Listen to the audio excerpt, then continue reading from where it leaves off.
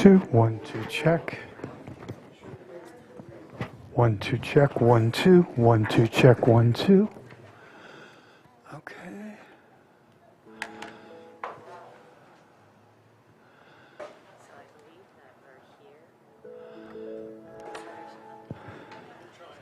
Check 1, 2. There we go. Check 1, 2. Check, check. Check 1, 2, 1, 2. There we go. Come up. Check 1, 2.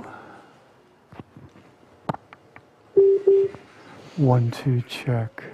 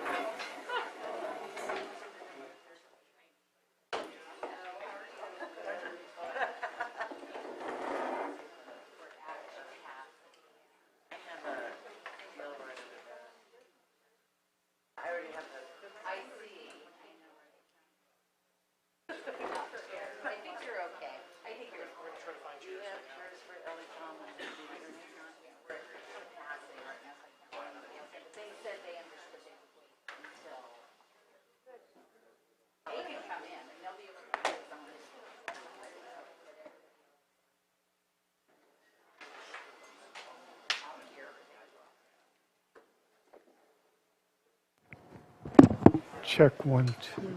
Okay, should be. Check 1. Check 1, 2. Test 1, 2.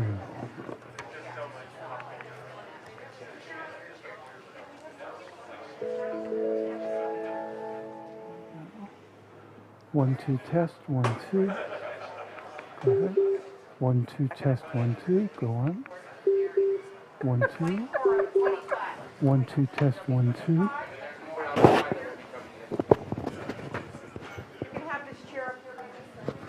Check 1, 2. Okay.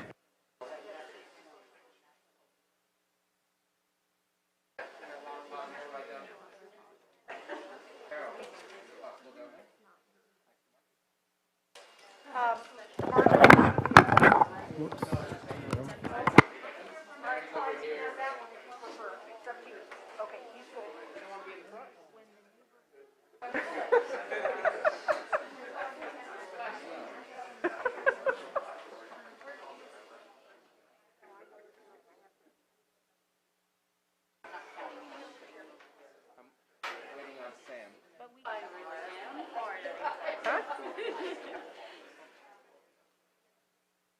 Back to that. Not yet. We have 4 more presentations to go on. We're almost done. We'll be sitting here for a while.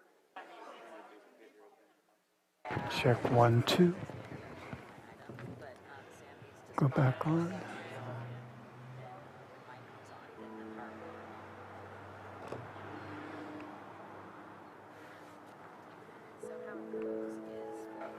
Check 1, 2, 1, 2, check. There we go. 1, 2, check, 1, 2. 1, 2, check, 1, 2. 1, 2, check. There we go. 1, 2, check, 1, 2.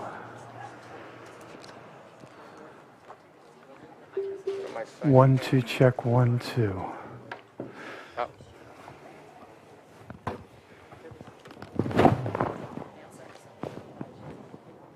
Said 1, 2, and I don't see 1. Worst signature ever, but hey, X marks the spot.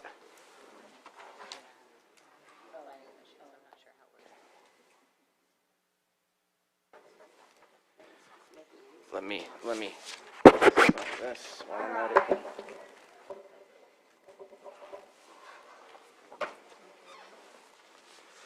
Thank you.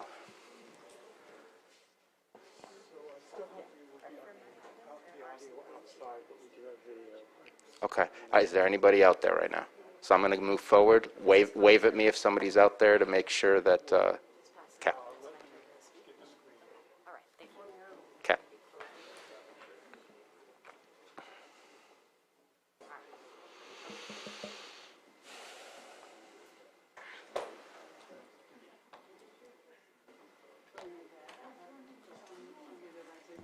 Okay, so let us apologize for that technical challenge, and I just want to make sure that Matthew and Jake can hear us. Oh, you can't hear us. Now you can hear us. I'd like to do a sound check with Johanna as well. Yes, Johanna, can you hear us? Yes, I can hear you. Okay, let me just confirm that we have everything going in Granicus. Okay, it looks like that's working. Okay. Chair Sabatier, I think we are ready now. All right. Thank you so much, Sam, for your efforts in trying to accommodate everybody. If we do get more people, please know that there is a television showing outside what is happening, and we are still working on getting the audio done out there as well. And also, the doors will remain open. If you're not speaking and you're here for public comment, let's make sure that if there's not enough room in here, that you can stay out there, listen in, and we're going to make sure that you can participate. We're not trying to alienate you from the meeting. We just want to try to accommodate as much as we can. So we're going to come back and continue our 6.2 item. We were not done with our public comments, and we were in the Zoom room, and let's go ahead and continue with Elaine Zacher. And again, apologize to everybody in the Zoom room as well. You don't see us kind of moving around and working on things, but thank you very much for your patience. You have 3 minutes. Please provide your name.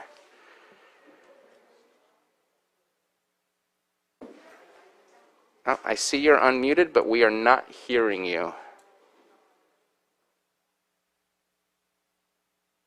Just want to make sure, Supervisor Crandall, can you hear Elaine Zacher? You can? Okay, you can't. Okay, so let's go ahead and, Elaine Zacher, if you can try and solve your technical issues, we'll try and get back to you. Let's go ahead and move on to swimming. If you can provide your name, and you have 3 minutes. Hello, good morning. Thank you. I am Amanda Rose. I am one of the people that has lived on the land known as Lake County for at least 7 years now. I never asked for this virus to be isolated. I do not perceive it as a threat, and I do not perceive it as Charlie Evans or the Board of Supervisors' business in getting involved with biologics. I do not see evidence for a state of emergency.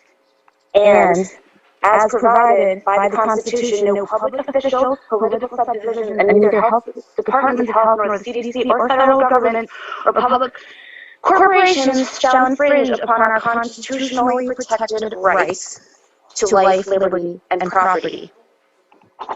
That being said, I'm looking at a coroner's report from a 15-year-old in Sonoma County who died from his second dose of the Pfizer injection. It is ridiculous to recommend injections to kids who have innate immunity to this virus, which has a 99% survival rate to everybody. And 81% of the deaths have occurred over 65. So please tell me, if you can, where is the state of emergency and to who does it apply? If not, you are all Board of Supervisors hereby on notice of violation of maladministration of your duties and order to remove the federal, state, and corporate interference here in Lake County, unless you can provide evidence of a state of emergency. I have given everyone in the Board of Supervisors, I have provided an evidence package providing FOIA responses from medical authorities and departments of health all over North America, and living testimonies from world-renowned doctors proving that there has been no isolation of the virus. And until evidence exists regarding replication-competent virus in human cell cultures, there is no justification for the state of emergency. This is my health, and the Board of Supervisors and Charlie Evans has no business in it. So get out of my health and get back to being my public servants, please. And thank you. I will be submitting more paperwork regarding restoring public trust during the global health crisis. It is a 400-page executive summary from Dr. Henry Ely, and it will give you guidelines as to how to correct course. Otherwise, your notices are in the mail. Thank you. Thank you very much. Looking forward to it. Next comment is phone 1113.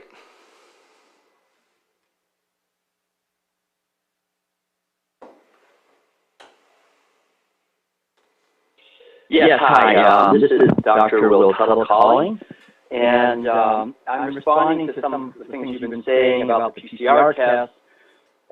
First of all, it's to say that the PCR test is an accurate way of diagnosing this. Again, it goes against countless people, highly respected scientists who have been censored, saying that it basically cannot detect a virus, and it's for diagnostic purposes. It was never designed by Kerry Mullis to do that. And the amplification rate can be manipulated. That's the key thing to understand, is that the CDC has been telling labs to run this thing at about 40 amplification cycles, which basically creates false positives on a massive scale. It's a great way at a high level to create a lot of fear and create a pandemic. And the CDC is even so bold and assumes we're so stupid that they've now publicly said that everyone who's been vaccinated, that the PCR test should only be run at 25 cycles. So unvaccinated people, it's run at 40 cycles, so you get all these people saying, oh, we have all these cases of unvaccinated people.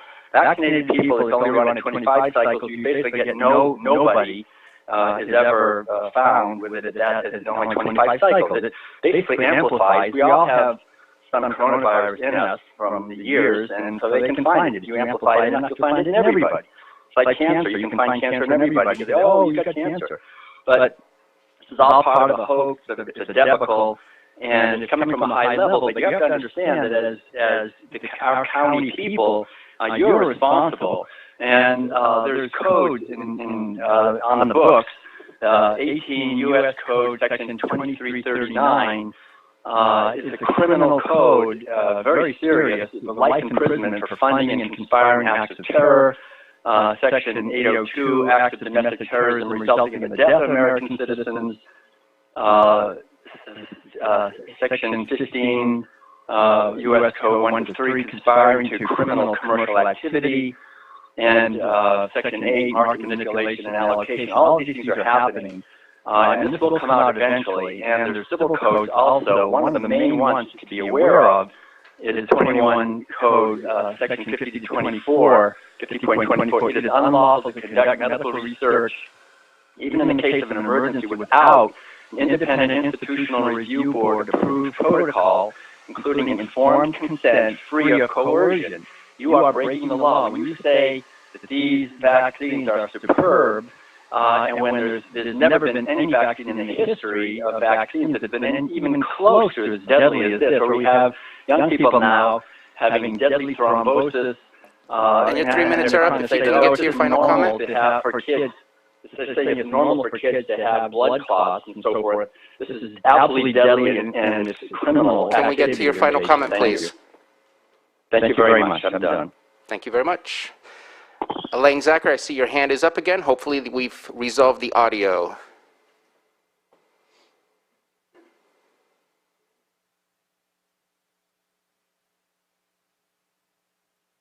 And if you are speaking, we are not hearing you. I don't know if your microphone is turned off. It's definitely unmuted in Zoom. Not sure if that's a hardware mute versus a software mute.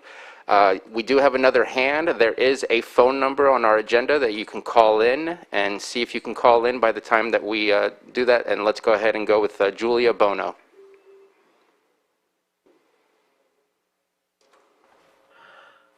Thank you, Board. I would like to speak to you today. My name is Julia Bono.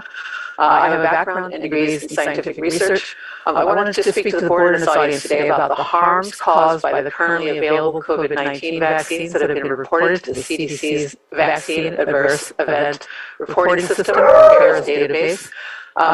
The latest VAERS data as of November 5th That's actually just a little bit over 10 days ago, 2021, has 875,651 reports.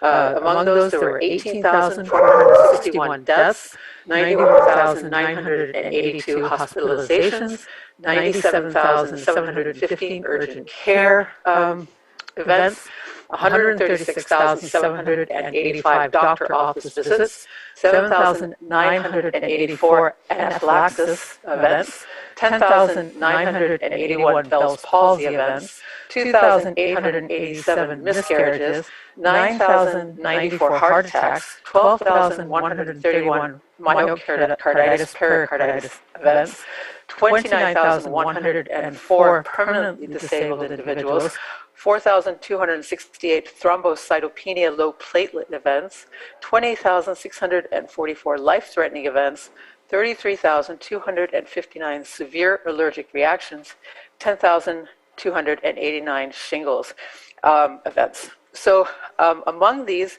I have personal experience of an individual who suffered from Bell's palsy just shortly after the event. His experience was reported to the CDC by his medical professionals that were treating him. I also have a sister-in-law who experienced a heart attack, a blood clot in her heart, just shortly after taking the Moderna vaccine, and her experience was also reported to the CDC by her medical professionals. I don't think we can be reported,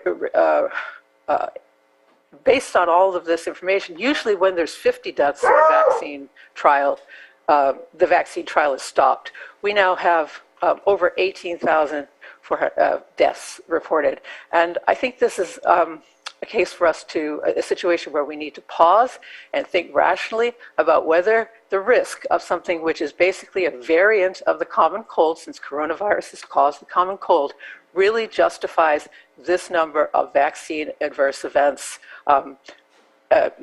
It's something that we really need to consider seriously, and we need to stop representing to the public that these vaccines are safe and encouraging people to take them. It is really something that people need to consider, the risk that they run when taking a vaccine versus the risk that they run when getting the disease. So that's basically what I had to say. Thank you very much for listening. Thank you very much for your comments. I don't see a phone that popped up. And I apologize, but we're going to need to move on. And I see another hand up, but we've already had that comment, and we're running very far behind. So we are going to move on to our next item on our agenda. As I don't believe, I just want to check again in the boardroom, is there anybody I missed for public comment for the COVID update? All right, thank you very much. So we're going to move on to item 6.3. Our 9:30 a.m. Consideration of Annual Mental Health Advisory Board Report and Presentation, Fiscal Year 2020-21, and Director Metcalf. Good Mr. morning. Chair, it looked like Charlie Evans might have had a final comment. Oh, I'm so sorry. I just kind of moved on, didn't even say bye. Dr. Evans. And you're muted at this moment in time. I know you're behind and I won't speak for a long time, but I did want to comment about the vaccine adverse event reporting system. This is the way the CDC receives reports. Anybody can get on the website and submit a report. By submitting a report of a complication, it does not establish that it was caused by the vaccine. When you have and the same person who brought this up talked about this being an experimental vaccine. So experimental in my mind means something that's not tested adequately. And before it was ever licensed, it was tested by hundreds of thousands of people. Currently in the United States, we're over 441 million doses. Internationally, we're over 7.5 billion doses. I don't know that we've had experience with a vaccine on that level. So whenever you have that many people receiving the vaccine, there's a natural death rate within the country. And older people are getting vaccinated. Some of those people are going to be vaccinated just before their day was chosen to pass. And this vaccine adverse event reporting system is the CDC's transparent way of collecting this data, and then they investigate that data. And the investigations of that data have not shown causative effects leading to death. There have been some reports of pericarditis and myocarditis, particularly in young men. And it's been clearly shown that the incidence of the pericarditis and myocarditis is hundreds of times higher in those who get infected with the coronavirus. Again, leading to the recommendation that your safest bet is to get the coronavirus vaccine. So I hope that clarifies that the vaccine adverse event reporting system does not assign causality. It's a transparent way of reporting so that all your listeners understand that that is the CDC's way of collecting information and looking at what they need to investigate. So good, I'll leave it at that. Thanks very much for having me. Dr. Evans, thank you for joining us this morning. Have a wonderful day, and we'll see you soon. And so let's go ahead and move on to our 6.3, and I won't reintroduce Director Metcalf. Yes, not Dr. Metcalf. Good morning, Mr. Chair and members of the board. In the interest of time, we will keep this brief, but I am very excited to introduce our Mental Health Advisory Board Chair, Julie Colfax, who has been running our advisory board as of late and has turned it into a very dynamic and robust board. And so she will be presenting our latest annual report, or I should say their latest annual report, the Mental Health Advisory Board. So Julie, I will just turn it over to you. Thank you. Thank you for that wonderful introduction. I hope everyone can hear me all right. Sam, can we make it a little bit louder in the room? But go for it. You can always speak up as well. Is that good? All right. Go for it. Thank you very much. Good morning, Board of Supervisors and staff and public. And thank you very much for that introduction, Director Metcalf. I will, with no further ado, I'll get right into our report, and I will try to make this as brief as possible. So I'm going to share my screen here, and hopefully, can you guys see that all right? Absolutely. Wonderful, wonderful. Thank you very much. So this is, as far as I've been able to research, the first annual report from a full mental health advisory board for our county.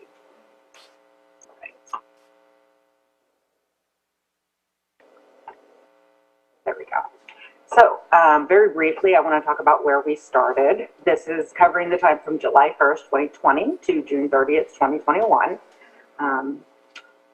Where we started in July 2020, we began with 3 board members and 4 vacant positions. In January, we had 2 more members resign their positions, including the current chairperson. I won't do the math for you, but you can see that from last year to this year, we didn't have very many who continued on. We had severely outdated bylaws, no existing documentation on policies or practices, and minimal public input from people using or in need of mental health services in our county. We didn't have an approved budget or a process for reimbursement, which actually has been covered by the volunteer appointed members of the board this past year. And don't forget COVID, of course, which is always fun. You've heard so much about that. I don't think I need to elaborate, but that did restrict us to online meetings, of course. So very briefly to go over our responsibilities. We have the responsibility to review county agreements and contracts and make recommendations regarding any concerns we find there. Advise the Board of Supervisors and the Behavioral Health Director as to any aspect of the local mental health programs. And I will speak next about our progress on these items as well. We always want to promote citizen and professional involvement that is involving the public at all stages of the community planning process, which is the MHSA process for developing new community programs for mental health services, and providing this annual report to the Board of Supervisors on the needs and performance of the county's mental health system. Reviewing and making recommendations on applicants for the appointment of a local director of mental health services, should that ever apply. review and comment on the county's performance outcome data, and communicate those findings to the California Behavioral Health Planning Council. Additional duties or authority given to the Mental Health Board by the Board of Supervisors as they see fit. And then assessing the impact of realignment of services from the state to the county level, which has been happening for the last few years, actually. What we did get done, we have achieved the full board membership as of August of this year. That's a full 7 members, 7 appointed volunteer members, and the 2 non-voting members, the Director of Behavioral Health Services, Mr. Metcalf, Director Metcalf, and Tina Scott, who has been our wonderful Director Scott, has been our Board of Supervisors member as well. We proposed a budget for the 21-22 fiscal year of approximately $2,300. This is, and that was been approved through Behavioral Health Department. Todd, you may see a difference in there from the annual report, which was to include the amount for the Cal BHBC dues that we didn't, that I was not aware of and forgot about. All of our current members have completed the required 2-hour ethics training, and we are tracking that and making sure that everyone stays current on that issue as well. We also attended many other trainings in various matters, from attending training on how to share meetings to interpreting financial data and the reports required of the Behavioral Health Program. We began collecting data about all of the behavioral health programs across the county. That includes providers and facilities, whether it be in schools or in medical care facilities or through behavioral health, the county behavioral health programs as well. So we actually look at all of the behavioral health and mental health programs across the county, or that are provided to county residents. We participated in the community planning process and facilitated the MHSA required public hearing, and we drafted recommendation regarding AB 1976 Laura's Law, which was approved by your board earlier this year. Oops.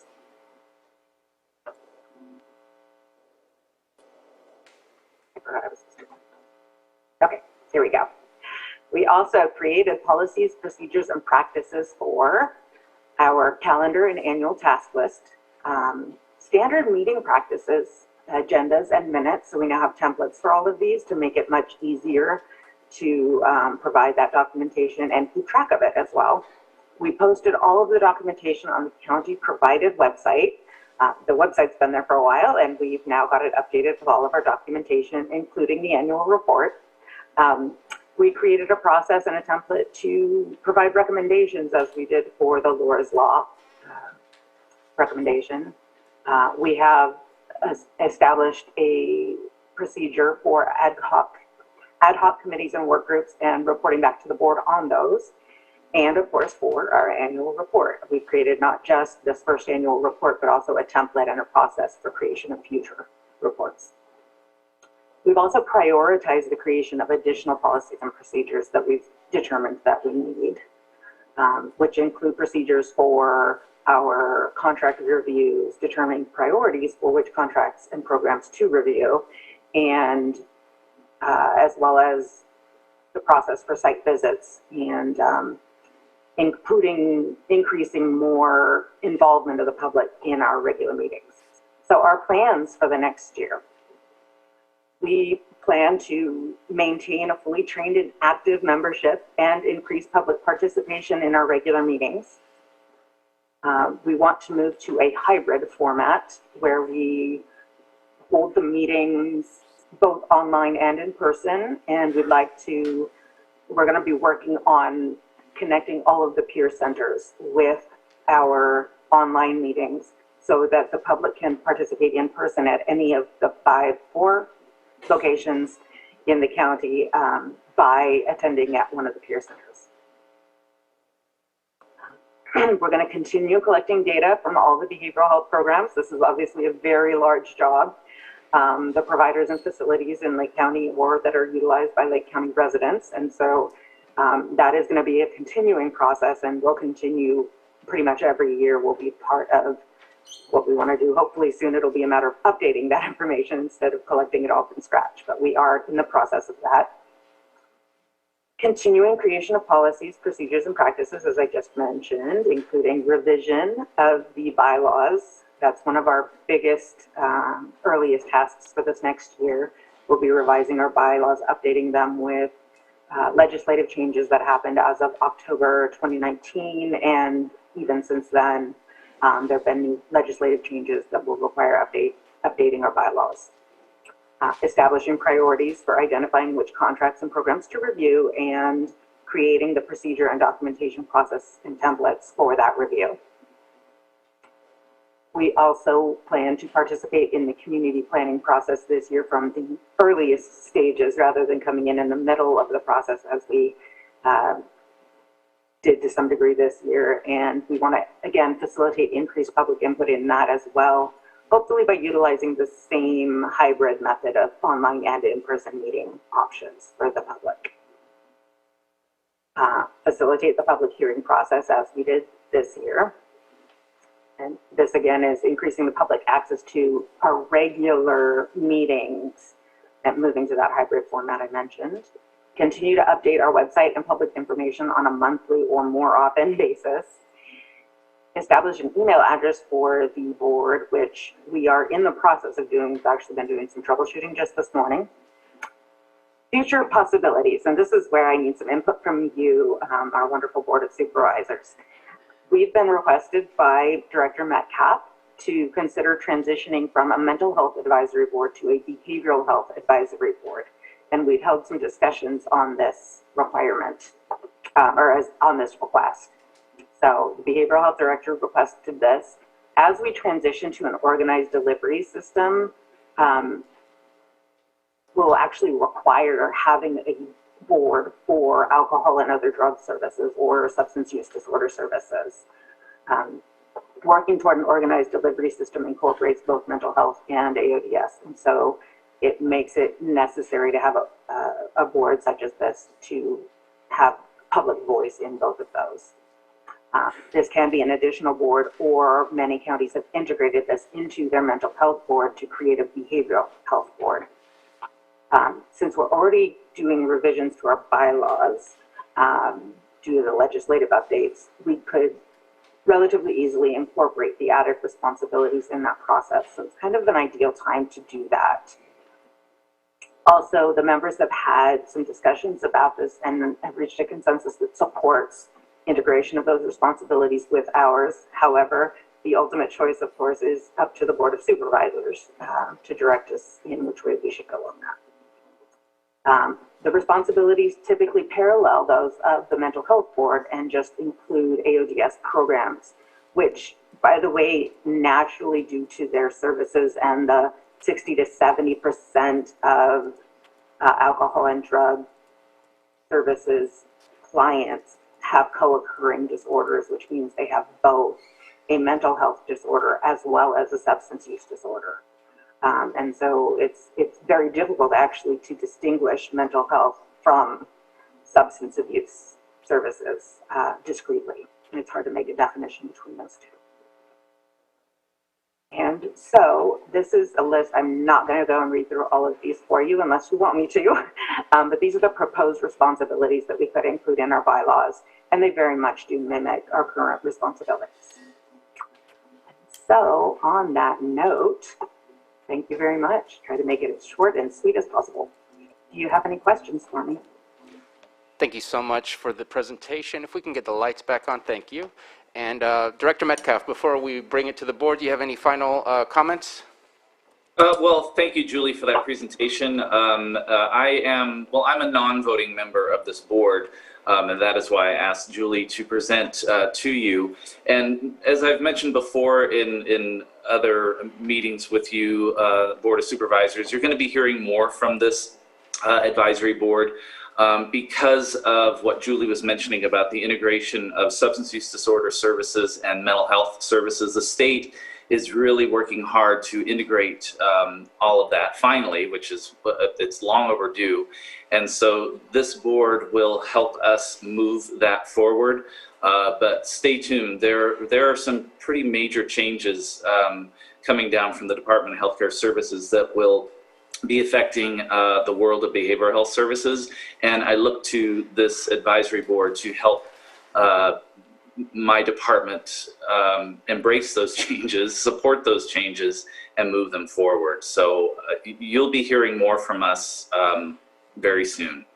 Thank you very much. Ms. Colfax, is it possible to stop sharing your presentation so I can see the rest of the Zoom room? Perfect. Thank you so much. And bringing it back to the board, we have Supervisor Scott. Yes, I just want to express my appreciation to Julie for all her hard work with this board, and everything that she's done. It's just been absolutely amazing. And I definitely support moving to integrate the two boards together. There's really no reason to have two separate boards. We already struggle enough as it is trying to fill our boards. And as Julie pointed out, a lot of these disorders and issues are co-occurring. So it would definitely make sense to move from mental health to behavioral health board. So I look forward to having you bring that forward to us and voting on that. Thank you for your comments. Anyone else wish to comment on this item? Supervisor Simon. Appreciate the update and all the hard work. I know when I first came on the board, obviously there were just a few members, as you talked about. It's great to hear that we have a full board and just committed to help us move forward. We understand how much how many services are needed in Lake County in both the mental health and also the behavioral health. So just want to thank you for the hard work for getting that done. It looks like 21-22 will be an exciting year. So, and I am also in support of making that addition to the behavioral health. So. All right, thank you for your comments. I did have some questions and then a comment on the question for changing it to Behavioral Health Advisory Board. I think it seems to me that it just has stayed with the old name and everything else has transitioned to what the new terminology is, and I think it's appropriate to change that. And I agree that AODS should be a part of that. I know it adds more responsibility to the board, but the amount of overlap, there would be two different silos working separately and having to kind of check in with one another rather than really understanding the big picture of what is happening in behavioral health and in our community. So I think that is the correct direction, so I agree with my colleagues on that. I did have two questions. One of them is, you mentioned site visit. I'm wondering if you can explain what do you mean by site visit? Absolutely. Thank you for that question. That's a wonderful question. What we do and what the plan is, we are still working on the policies and procedures for it. And of course, COVID has thrown a spin into that as well. I've been working with the CalBHBC, which is the California Association of Local Boards and Local Behavioral Health Boards and Committees, to look into a little bit more about what they do with that and how they do it. I've actually gotten documents from other counties about their processes for doing that, and so we'll be looking at refining that further. But basically what it is we start out, the board would start out by looking at the contracts, if there is one with behavioral health, or we would look at and choose an agency who provides behavioral health services in the community or even from afar. And then we would connect with their staff and their administration and talk with them about the services they provide, and also do a short poll of the clients and ask for input from the participants in their program and talk about their what they think of the program. Is it meeting their needs? Are there needs that they see that aren't getting met? How well do they feel it meets their needs? And is there something missing? So we kind of call it the SWOT, the strengths, weaknesses, opportunities, and threats, or I know they're changing the threats to a new term, but basically what we want to do is see what are they doing right and where can we get ideas to pull into other programs or find needs that we haven't yet uncovered for our community and our population here. Thank you for that. And unless I missed it, is there a physical field trip that would occur as well to visit the facility, or is it only kind of asking questions and obtaining more information on what is happening in those facilities and how clients are perceiving the care that they're getting? Actually, we do. It would be in-person visits. We would go in and see, and one of the legislation actually talks about utilizing the Office of Patient Rights if needed. Most of us on the board are mental health professionals, so we're aware of the HIPAA laws and regulations and understand what privacy needs to happen in order to connect with clients, and it would always be on the client's with the client's permission to meet with them. We wouldn't just barge into sessions or anything like that ever. And so what we would do is go and actually talk in person to different staff at the facility, meet with the administration, possibly meet with a clinical director or the clinicians at a given location, and talk about what supports they have and what supports they might need. Okay, thank you for that, and I really appreciate that opportunity. I know that we see them as a contract. I don't know how many of the Board of Supervisors has gone to visit some of these facilities. Not all of them are in Lake County, and having that those eyes and ears of understanding not only what the facility itself looks like and how it's providing the service, but how the service is being perceived again from the perspective of the client, I think is very important. So I appreciate that. And then the last thing is just the data collection. I'm sure you're well aware that I'm very much in favor of looking at that data collection, looking at the outcomes. I know Director Metcalf and I have been talking about that since day one that I've been here. Getting that information, I think, is key to understanding just how successful we are being and where the struggles are and what changes we need to look at. So really happy to see those things on your list and looking forward to them being collected and provided to us. So thank you so much. Any further comments before we open it up for the public? And seeing none, anybody in the board chambers have any comments on this item? Anybody in the Zoom room? All right. Director Metcalf, Ms. Colfax, thank you so much for your time today. Really appreciate the report. Thank you very much. If I might, one last thing, I would feel remiss if I didn't say thank you to my board members that have worked so hard with me over this last year to put together this report and to start really establishing these services for you guys. Of course. Thank you so much for that. All right. Let's move on to our next item, 6.4, just a little bit behind our 9:50 a.m. item. Presentation of proclamation designating the month of November 2021 as Native American Heritage Month. This was sponsored by Supervisor Crandall, and Supervisor Simon will be reading the proclamation today.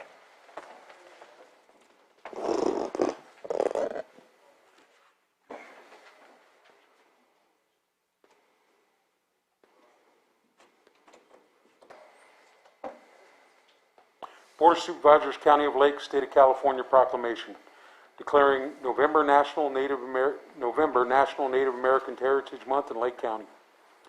Whereas Lake County has been home to people for greater than 12,000 years and the richly diverse cultures of 7 tribal nations indigenous to Lake County: the Middletown Rancheria Pomo Indians of California, Koi Nation of Northern California, Big Valley Band of Pomo Indians, Scotts Valley Band of Pomo Indians, Abemetal Pomo of Upper Lake, Robinson Rancheria Pomo of Indians of California, and Elam Indian Colony have informed every aspect of our community's history, policies and practices of the United States and earlier colonial governments deprived indigenous people in the state of California and Lake County specifically of land holdings, liberty, even life itself.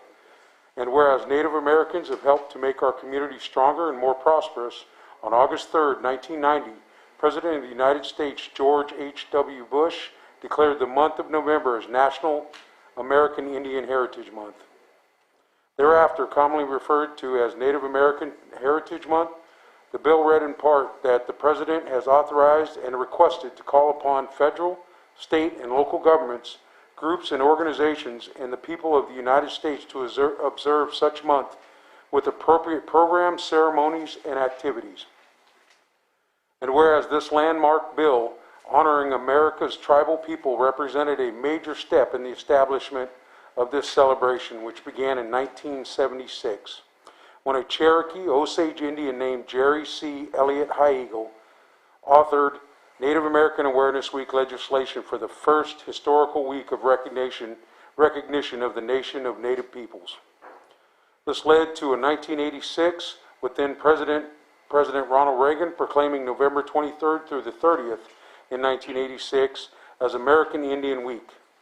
President Barack Obama made a presidential proclamation on the 31st of October of each year that each respective November would be National Native American Heritage Month.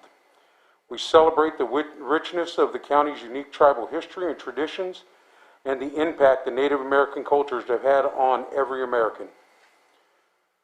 Whereas the Lake County is committed to protecting the sovereign right of the Native American tribal organizations and institutions to strengthen their own communities in observance of Native American Month. The County of Lake encourages all citizens to join in recognizing the accomplishments and contributions Native Americans have made to our county, and salutes those who have sought to honor the important role of tribal leadership in our county's past, present, and future.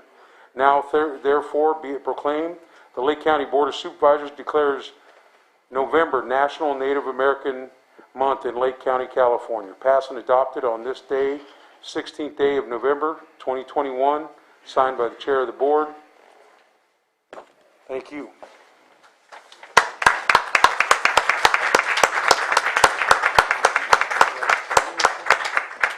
So, I have with me today the Tribal Administrator from the Scotts Valley Pan Pomo Indian, so I want to thank him for that. I don't know if we have anybody online at this point, but obviously it's an honor to read this today. I want to thank everybody for putting that together. I want to thank the board, for getting this, and thank you for signing the board chair. So greatly appreciated. So thank you very much.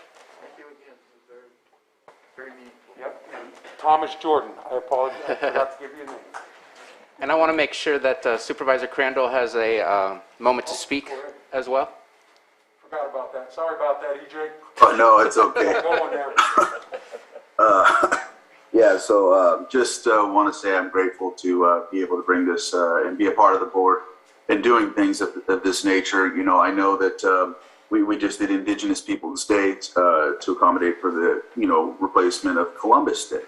But I highlight those things because you go back with the presidents that are listed in this proclamation, and you go back to even Richard Nixon, who helped appropriate 225%, doubling the funds for Indian health care and Native American budgets back in the 70s. And so all these presidents were looking towards helping the Native people, and it led to making a month, declared Native American Heritage Month. And so I just wanted to highlight that, and that we are rich people in certain aspects. And the name Pomo comes from the word po, which is this shell right here, which was a form of money, which our county was the hub of that.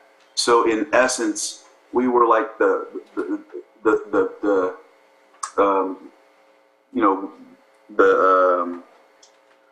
we created the money and made the trade because we didn't have a lot of different aspects like shells and things from the coast. So we had to be that mint. That's what I was looking for. I didn't want to say bank. I wanted to say mint. We were the creators of that funding, and that's where the word Pomo comes from.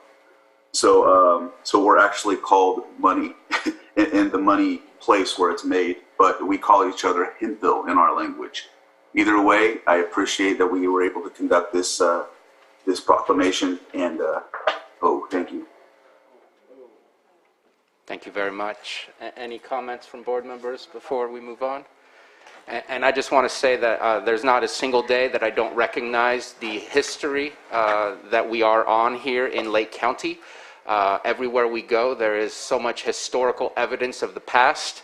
And as we make decisions here today, not only do we need to be mindful of where we came from and our rich history, but of course where we are also going into the future and using all lessons taught from the past to learn and make sure that we make the right decisions for the future. So thank you for Supervisor Crandall for bringing this to us, Supervisor Simon for reading it, and Mr. Jordan, thank you for being here for getting the proclamation as well.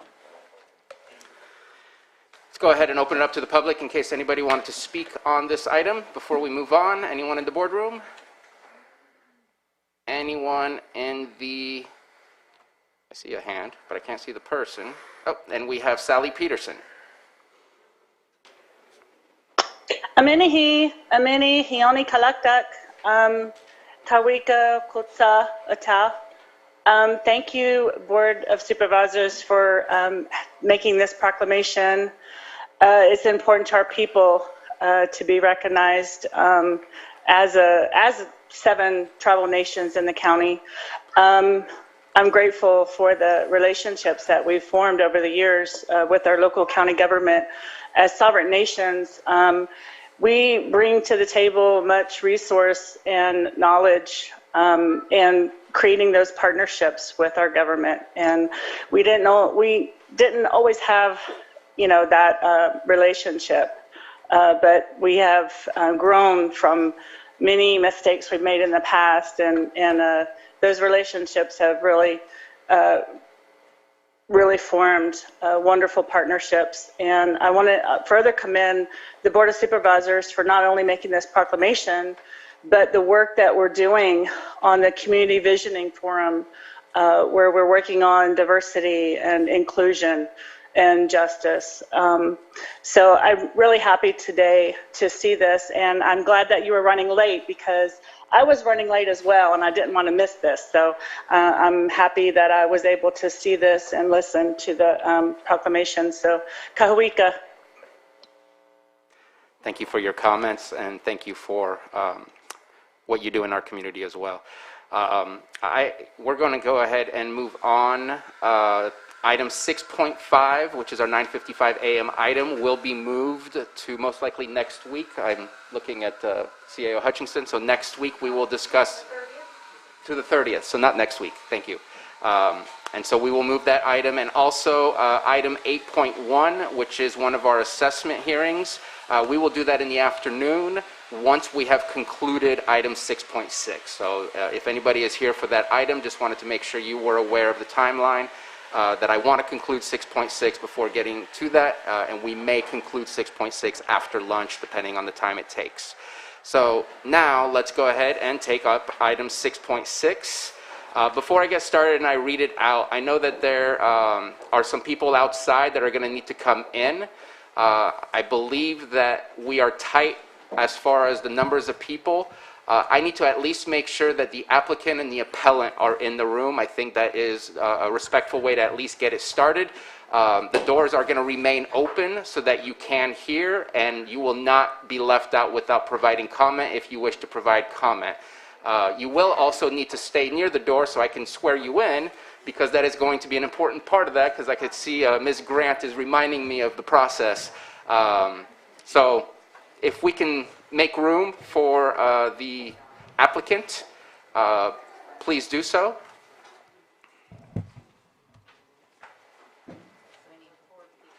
So we're going to need 4 people. If you could please, there's you could take seats outside and still listen in, outside right here in the lobby. We do have the TV screen and the audio outside as well that's available. And I have 2 that came out for coffee that are private.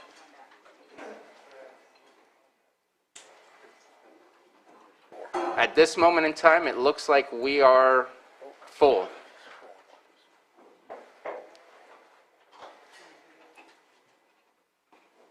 And again, everybody's going to get the ability to speak. We just want to, again, accommodate with the rules that we have in this chamber and make sure and follow those.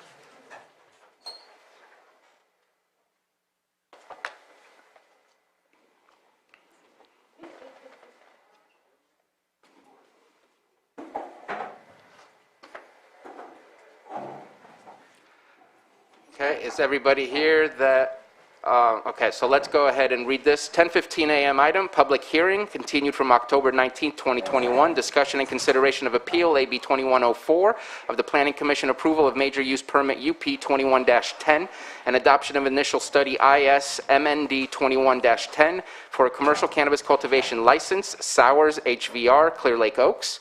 APN numbers 006-004-07, which is the project location, and then contiguous parcels 006-002-04, 006-004-06, 006-002-09, 006-04-24, 006, I'm certain is what it should say, -004-25, and 006-009-36. And so with that, I would like to begin with a public a swearing in. So those of you in this room who wish to be sworn in, please go ahead and stand. If there are people outside that wish to at least be seen, if I can see them, that's good enough. We're good? Mr. Chair? Yes. That also includes the county people who Yes, have, anyone county who's staff. going to testify? Right. Attorneys, unless they're giving testimony, which would be unusual, will not have to be sworn in. So for the attorney I saw standing, they can sit back down here.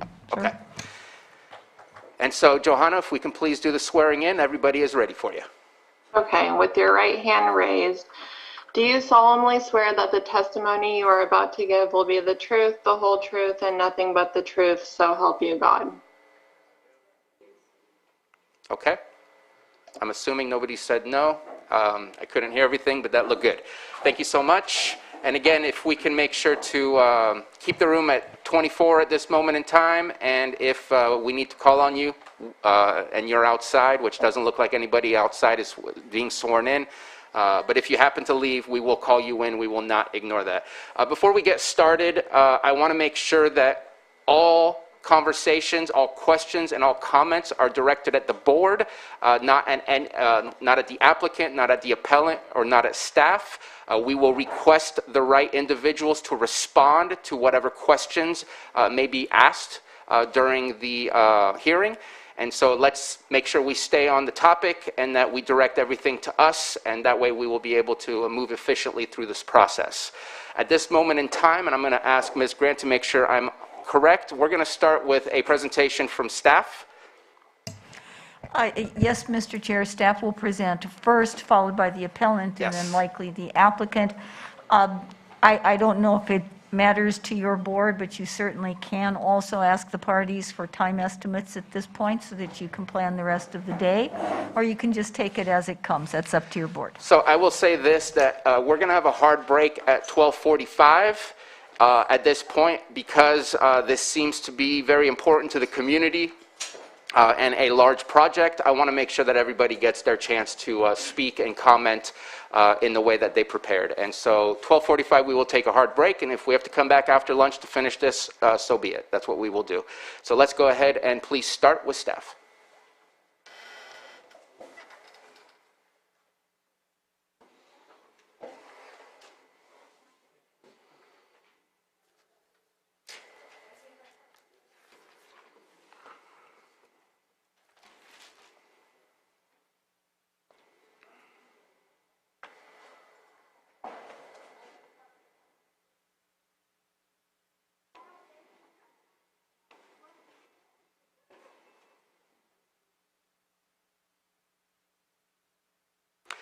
And just checking in for the appellant, I believe I was told that there was a USB. Has that all been taken care of so that all that is ready? Okay, thank you. And for the applicant, have you prepared everything? Okay, perfect. Thank you. It's the BOS 111621 and the PowerPoint presentation within that folder. The second one. Perfect.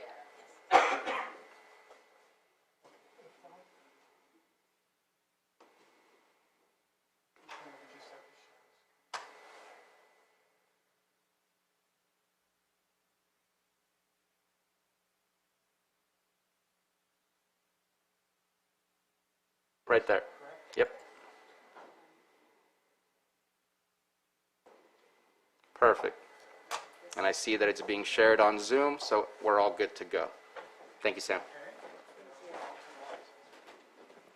Hello? Testing. Sam will turn on your microphone. He's in control.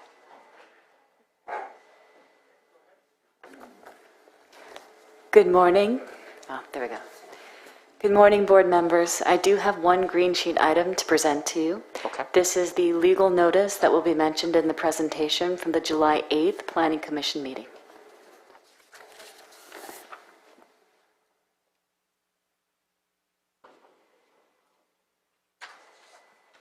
You want to give me the rest and I'll hand it out?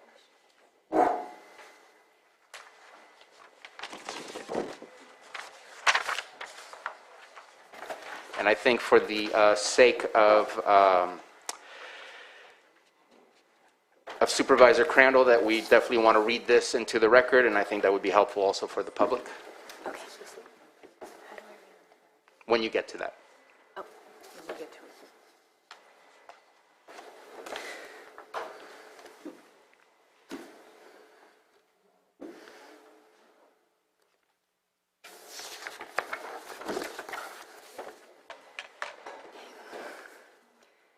Good morning.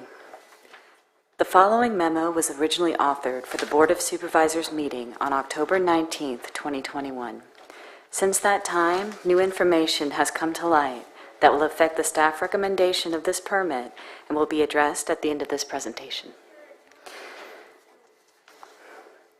The appellant is appealing the Planning Commission's July 22nd, 2021 unanimous approval of a major use permit UP 2110 to permit 80 A-Type 3 outdoor licenses totaling 80 acres of outdoor commercial cannabis cultivation, 1 A-Type nursery license for 5 acres, 1 Type 11 distribution license to transport cannabis goods, the construction of 11 buildings for drying and storage totaling 111,000 square feet, including 1 refrigeration building, the use of an existing 13,000 square foot conference center for packing, distribution, and other ancillary usage, such as office space.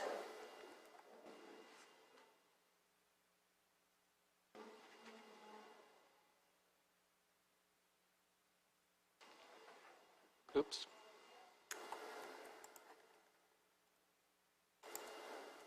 There you go. Okay.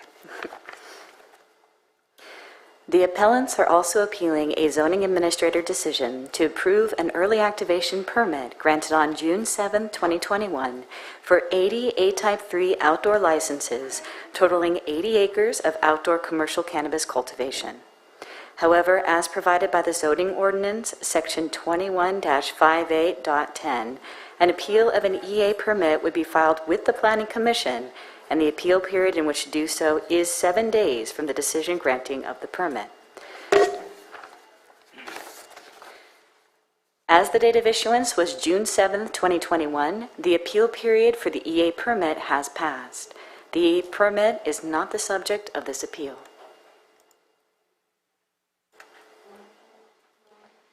The approximately 649-acre project site is located on High Valley Road in Clear Lake Oaks. The appellants, neighboring property owners Don and Margie Van Pelt, filed this appeal citing various deficiencies in the Planning Commission's decision. A major use permit is required for this project pursuant to compliance with the General Plan, the Shoreline Community Area Plan, and Articles 7, 27, subsection AT, and 51.4 of the Lake County Zoning Ordinance. The applicant is Sowers HVR Incorporated, Eli Hagel and Avi Polak. The landowner is Aviona LLC. The project location is 11650 High Valley Road, Clear Lake Oaks, and the project parcel is 006-00407. The remaining parcels are included to meet acreage requirements of the project.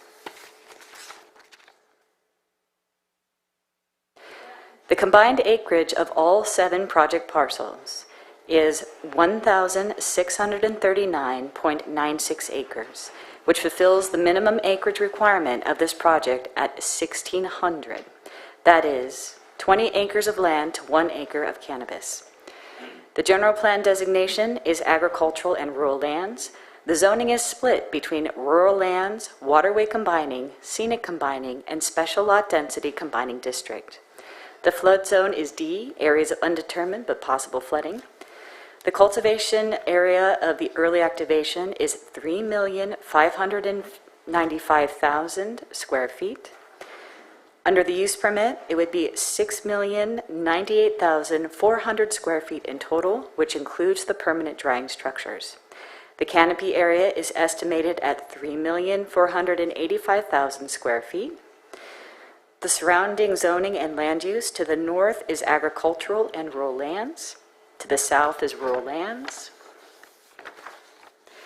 To the east is agricultural and rural lands, and to the west is vineyards, agricultural, and rural lands.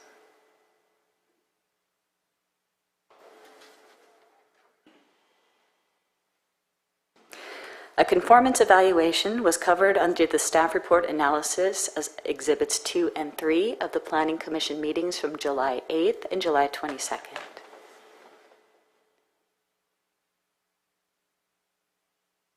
For the environmental analysis, a mitigated negative declaration was determined after an initial study. During the processing of major use permit UP 2110, staff determined that all impacts can be mitigated through mitigation measures and conditions of approval. The Planning Commission agreed and approved 2110 and adopted mitigated negative declaration IS 2110.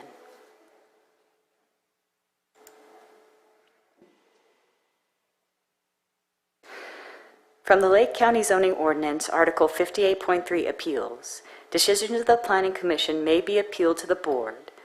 The appellants have satisfied all subsection requirements, including the following. The appellant submitted written concerns regarding this application prior to the July 8th public hearing, which are of record via letters dated May 19th, 2021 and July 1st, 2021. The appellants also submitted written concerns prior to the July 22nd public hearing, which are of record letters dated July 8th, 2021 and July 21st, 2021, and testified during both hearings. This appeal was filed on July 28th, 2021, within the appeal period on the correct application form and with the correct application fee. The appellants submitted a written description of why they believe the Planning Commission erred in its decision to approve this land use permit and sequel review. The appellant cited several specific aspects of the PC's decision as being deficient. Their arguments in their entirety may be found as Exhibit 1, Appeal. The Planning Commission approved file number UP 2110 on July 22nd, 2021. The appeal was filed on the 6th day of the appeal period for this action, July 28th, 2021. The applicant had been approved for early activation on June 7th, 2021 by the zoning administrator. All applicable documents, maps, Planning Commission staff reports, hearing minutes, and public testimony received by staff have been included with this memorandum as Exhibits 1 through 20.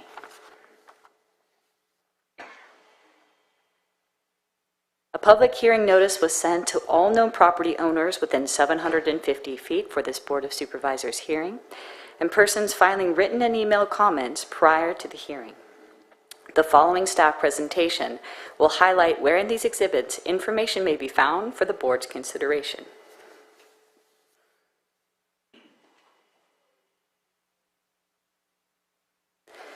Appeal point number 1, grading, earth movement, dust, and air quality. The appellant's concerns are regarding illegal grading, soil movement, and furrowing done under early activation, no dust mitigation measures, and violations with the CDFW or the California Department of Fish and Wildlife, grading without any county permits. Staff presents that as of the October 19th, 2021 Board of Supervisors meeting, the applicant had no outstanding grading violations with the County of Lake. The violations with the County of Lake had been cleared prior to the meeting. The grading violations with the CDFW had been cleared. However, additional remediation efforts had been requested as identified in the September 22nd, 2021 staff report, Exhibit 3. The notice of violation from the CDFW may lead to the development of the reconveyance of runoff waters, which will likely trigger the need for a Lake County grading permit, which can be issued if UP 2110 is approved.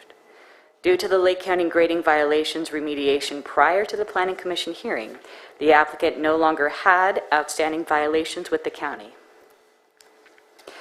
The CDD received an email from the California Department of Fish and Wildlife stating the following. As of July 7th, Sowers Farms has submitted the requested notification and paid the appropriate fees. A follow-up site visit has been scheduled for July 14th, where CDFW will bring their conservation engineering members to review the revised grading plan. We expect a final lake and streambed alteration agreement will be finalized shortly after this meeting. CDFW is confident that Tom and the Sowers Farm Group are committed to remediating the issues we brought forward and have already shown considerable effort in fulfilling their obligations. We do not have any objection to the project and look forward to working with Tom and his team on future cultivation projects. Please refer to Exhibit 18, Violations and Remediation, page 1 for further information.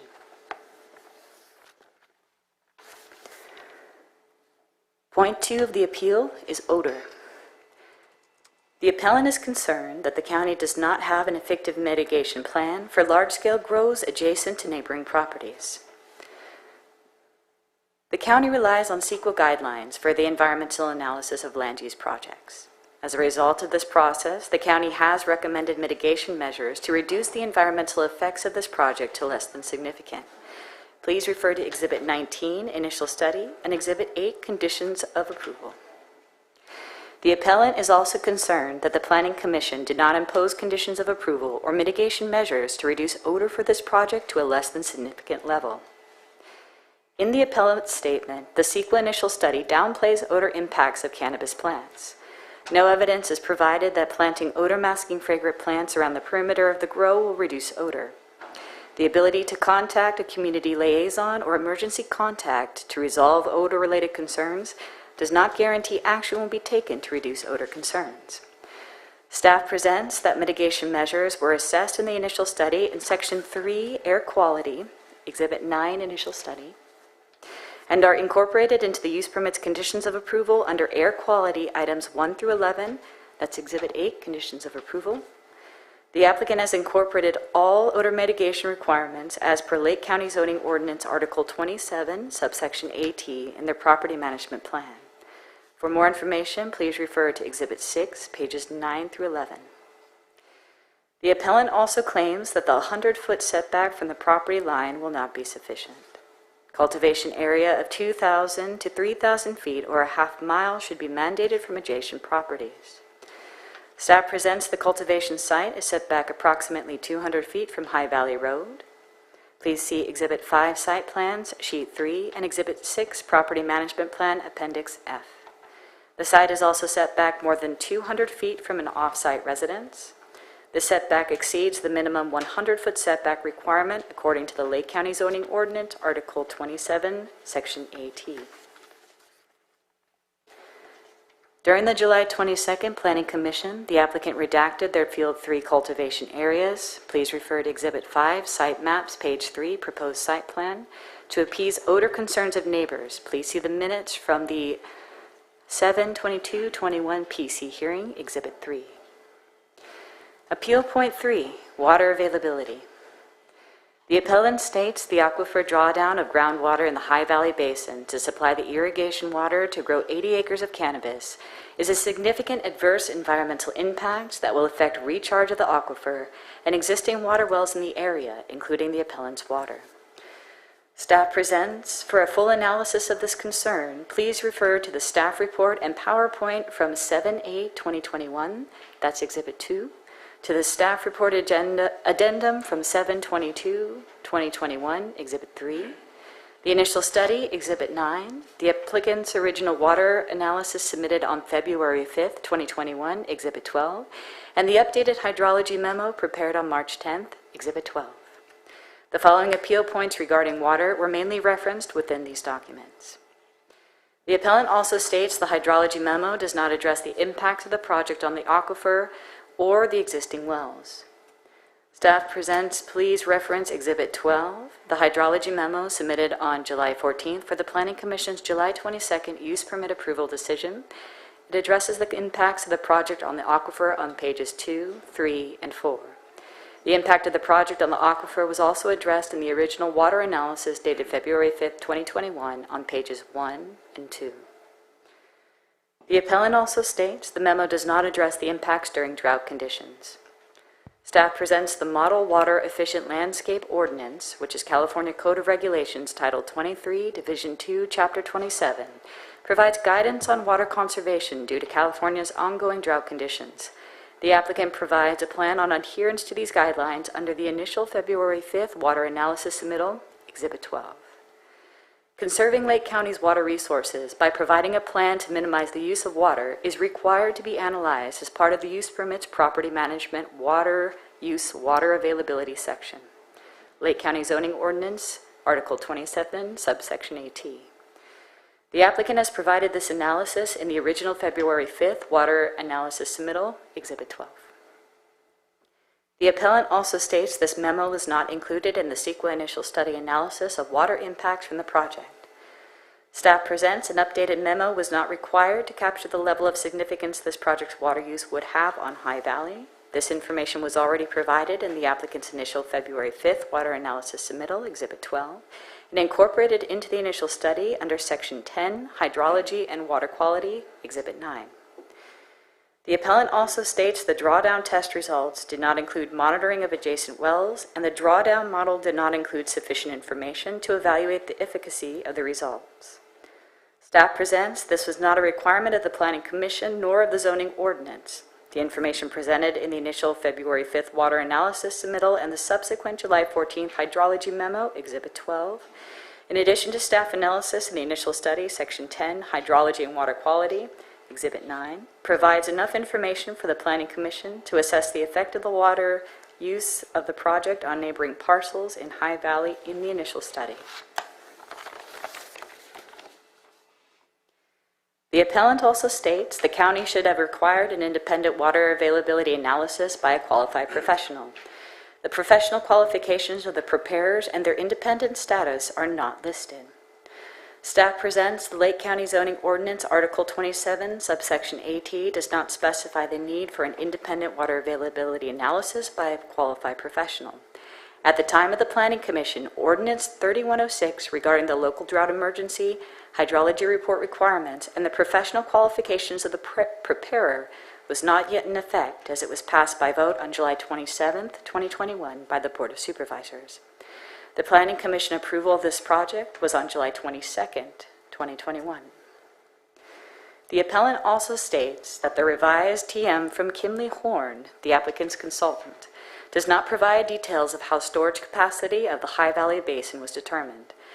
The revised TM incorporates information made available since the initial Planning Commission meeting from a groundwater availability study prepared by EBA Engineering in 2016 for the High Valley Basin. However, the study was not included in the planning packet nor appears to have been made available to the Planning Commission. Without the report, there is no way to evaluate how EBA Engineering estimated storage capacity of 27,799 acre-feet was determined. Another example relates to recharge. Kimley Horn states the EBA Engineering study estimated groundwater recharge to be 2,321 acre-feet. Does this recharge estimate represent an average year? Also, the EBA Engineering study of 378.79 acre-feet per year usage demand of the High Valley Aquifer does not take into account the UP 2110 Sour project's new demand on the valley. Staff presents that the full EBA Engineering study has been provided for the Board and public's review in Exhibit 15. The applicant's original February 5th Water Analysis Submittal and subsequent July 14th Hydrology Memo, Exhibit 12. In addition to the water analysis of the initial study under Section 10, Hydrology and Water Quality, Exhibit 9, were sufficient for the Planning Commission to make an approval determination at the July 22nd hearing. The appellant also states the existence of a pipeline transmitting stored water from neighboring Brassfield Estates to the Sowers HVR property were not included in the applicant's water analysis submission, nor in the initial study. During the July 22nd Planning Commission meeting, there was no mention if the pump and filters are separate from the one being used for the cannabis cultivation area, nor if the water was being pumped and stored separately.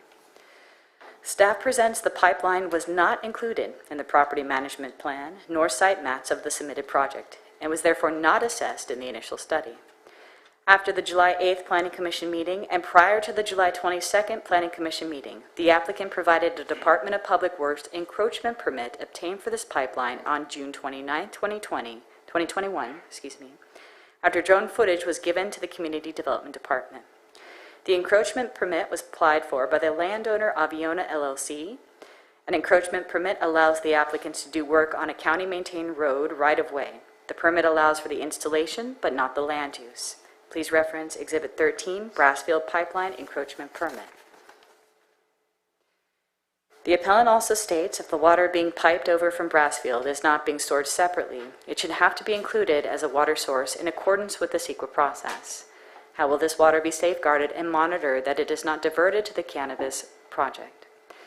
Staff presents there was only one land use project submitted to the Community Development Department.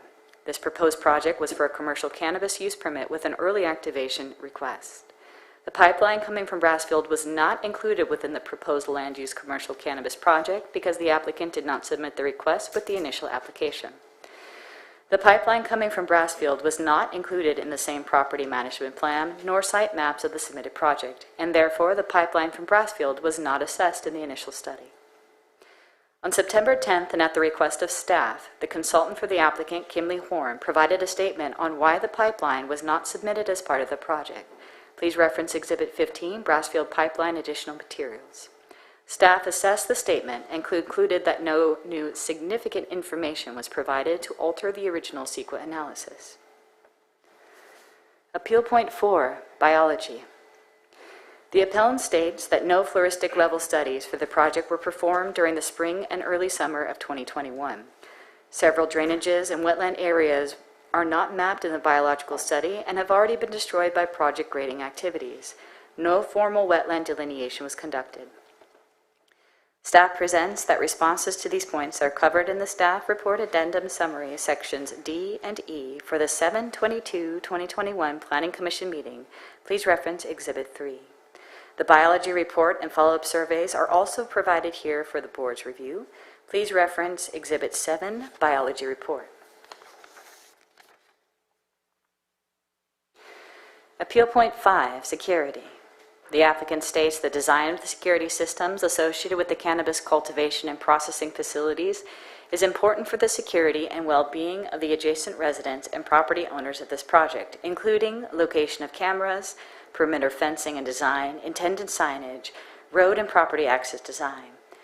Staff presents the location and type of security equipment is addressed in the Property Management Plan, Security Plan Site Map, and Staff Report Addendum for the July 22nd Planning Commission meeting. Please reference Exhibit 3. Appeal Point 6. Noncompliance with the Zoning Ordinance, Article 51, Section 51.4A, 1 through 6. The appellant states the applicant's consultant has been allowed to prepare the use permit application forms, the project description, the property management plan, site plans, traffic memorandum, hydrology, and water technical memorandums and reports, CEQA initial study, staff report to the Planning Commission, and conditions of approval due to insufficient staffing. Staff presents that the use permit application forms, project description, property management plan, site plans are required to be provided and authored by the applicant under Article 27, subsection AT. The traffic memorandum, hydrology, and water technical memorandums and reports were requested to be provided by the applicant by the Planning Commission during the July 8th Planning Commission meeting. Staff reviewed the submitted information from the consultant and summarized staff's position on the consultant-authored materials in the staff report dated July 22nd, 2021. Please refer to Exhibit 3. The staff report draft was prepared by the applicant. The staff report presented to the public and the Planning Commission was authored by staff. Mitigated negative declaration decision, mitigated measures, and determinations of significance were analyzed independently by staff. The conditions of approval for the Planning Commission was drafted and finalized by staff. The CEQA initial study draft was prepared by the applicant's consultant for staff review. The mitigated negative declaration determination, mitigation measures, and determinations of significance were analyzed independently by staff. Staff also notes that via CDD policy beginning in February 2021 and also viewable on the main page of our cannabis website, the CDD Planning Division is currently accepting consultant-prepared environmental reviews on a limited basis. The following steps must be completed before an outside prepared environmental review can be submitted to CDD for review. The cannabis permit application must be deemed complete. The request for a review process must have been concluded, which is 30 days. The AB 52 consultation must have concluded, also 30 days. The biological assessment must be completed correctly following the state protocols. And the CEQA determination has been completed by staff. Staff will review the submitted documentation and reach out to the applicant to provide one of the following options for the completion of an environmental review. Option 1, The option to have CDD complete the environmental review. Option 2, the option to have CDD select a third-party consultant at the applicant's charge. Option 3, the option for the applicant to select their own environmental consultant. Please note that CDD as lead agency is still the lead agency for outside prepared environmental reviews. Work prepared by a consultant must be verified by the Community Development Department prior to the CDD submitting these documents into the CEQA system, and only the county can submit documents to the CEQAnet. Appeal Point 7, Cultural Resources. The appellant states that other projects are subjected to agreements with archaeologists or local American tribes to have on-site personnel in place during grading activities. No training for how to spot cultural archaeological resources during early activation grading and site preparation. No on-site independent archaeologist or tribal representative during early activation grading and site preparation. Staff presents these issues are addressed in the July 22nd Staff Report Addendum. If approved for the full use permit, mitigation measures dictate the need for training and monitoring. Appeal Point 8, Traffic. The appellant states that qualifications of traffic memorandum presented on July 22nd Planning Commission meeting are not given by an independent qualified traffic expert. No requirement in the use permit conditions of approval that the applicant will work with the Department of Public Works to repair a portion of High Valley Road to accommodate traffic. A restriction or condition of approval needed to address potential increased traffic, as traffic memo information is flawed and the number of seasonal employees is in question. A condition of approval needed for the developer to construct off-site road improvements to enhance geometric design, widen narrow sections, improve shoulders, and cut back adjacent banks and slopes to improve roadway performance, driver vision, and safety. Staff presents that traffic addressed in the initial study. Please refer to Section 13, Noise, and Section 17, Transportation. The traffic study was carried out by public and commissioner request. From the initial study, the proposed project would not conflict with the OPR, that's the Office of Planning and Research, Technical Advisory on Evaluating Transportation Impacts. OPR set forth the standard that if a project would not exceed 110 trips per day, it would not exceed the threshold that require a formal traffic study to evaluate VMT, and generally indicates impacts would be less than significant. Please refer to Exhibit 9, Initial Study, Transportation, Section B.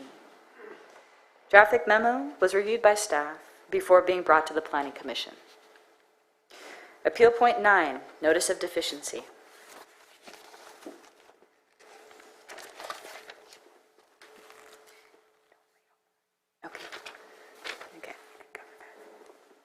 The Planning Commission found that the notice substantially complied with the notice requirements.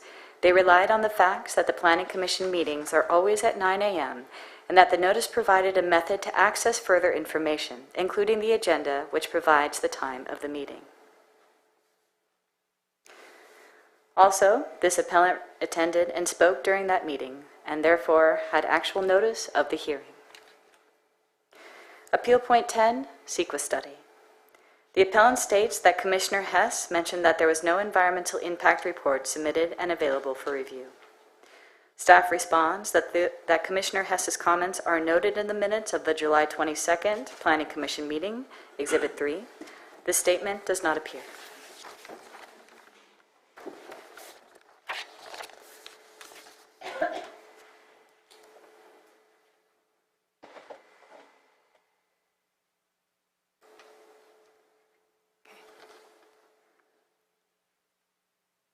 On July 22, 2021, the Planning Commission made the required findings of approval for the following.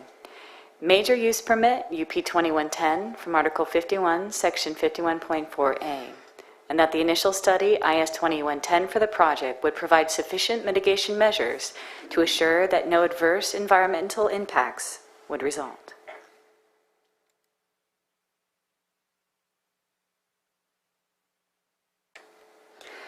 On October 26, 2021, the Planning Division, along with the Code Enforcement Division, conducted a routine inspection of the property. Included in part of the inspection, we looked to address complaints received from October 22, 2021, alleging violations of the noise ordinance, the glare ordinance, and construction of hoop houses without permits. Our Code Enforcement Division will now provide a summary of the issues found.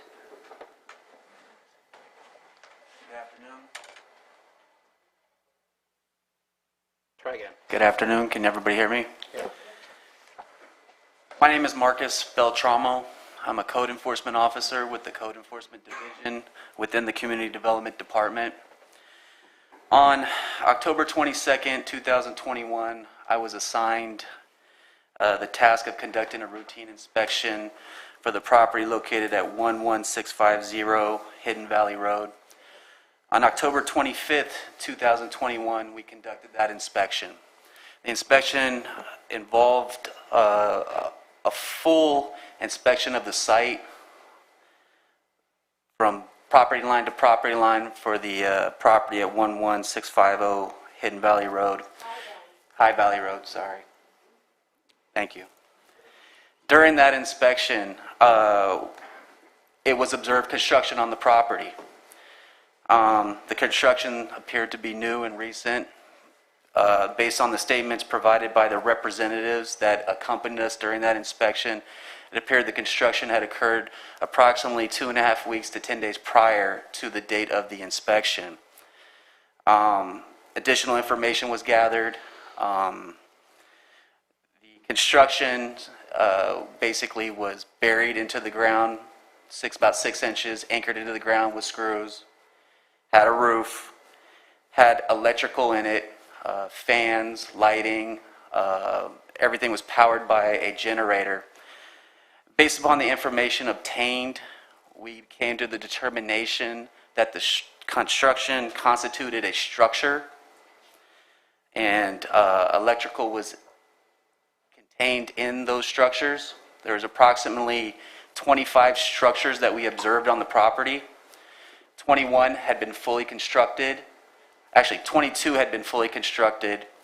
3 were in the process of being constructed. They ranged in size from, the representative stated the size of the structures were 20 by 200, with the 25th structure being half that size. Based upon our research and records at the Community Development Department, we could find no permits, no zoning clearances on file. We reached the determination that the evidence substantiated that the construction of the structures constituted unpermitted work. We cited them for unpermitted construction, failure to obtain zoning clearances, and unpermitted electrical within those structures. That notice of nuisance in order to abate was posted and served and mailed on the property owner, Aviona LLC, on November 10th, 2021. That notice gives them a 30-day to correct those issues occurring on the property. That is basically the conclusion of our inspection on that date and the violations that were observed. We have an analysis to follow from that site visit, and it's here. So, hoop houses and commercial cannabis early activation permits. In Lake County, we receive consistent inquiries on the use of hoop house-like structures for cannabis drying purposes for early activation permits. From Article 27.4A of the Lake County Zoning Ordinance, under early activation, no construction or grading is allowed.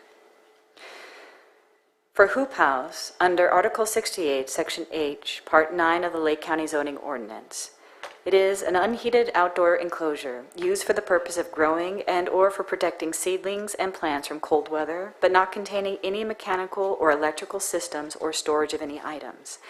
Typically, a hoop house is of semicircular design made of, but not limited to, piping or other material covered with translucent material. A greenhouse is defined under the Lake County Zoning Ordinance in Article 68, Section G, Part 5.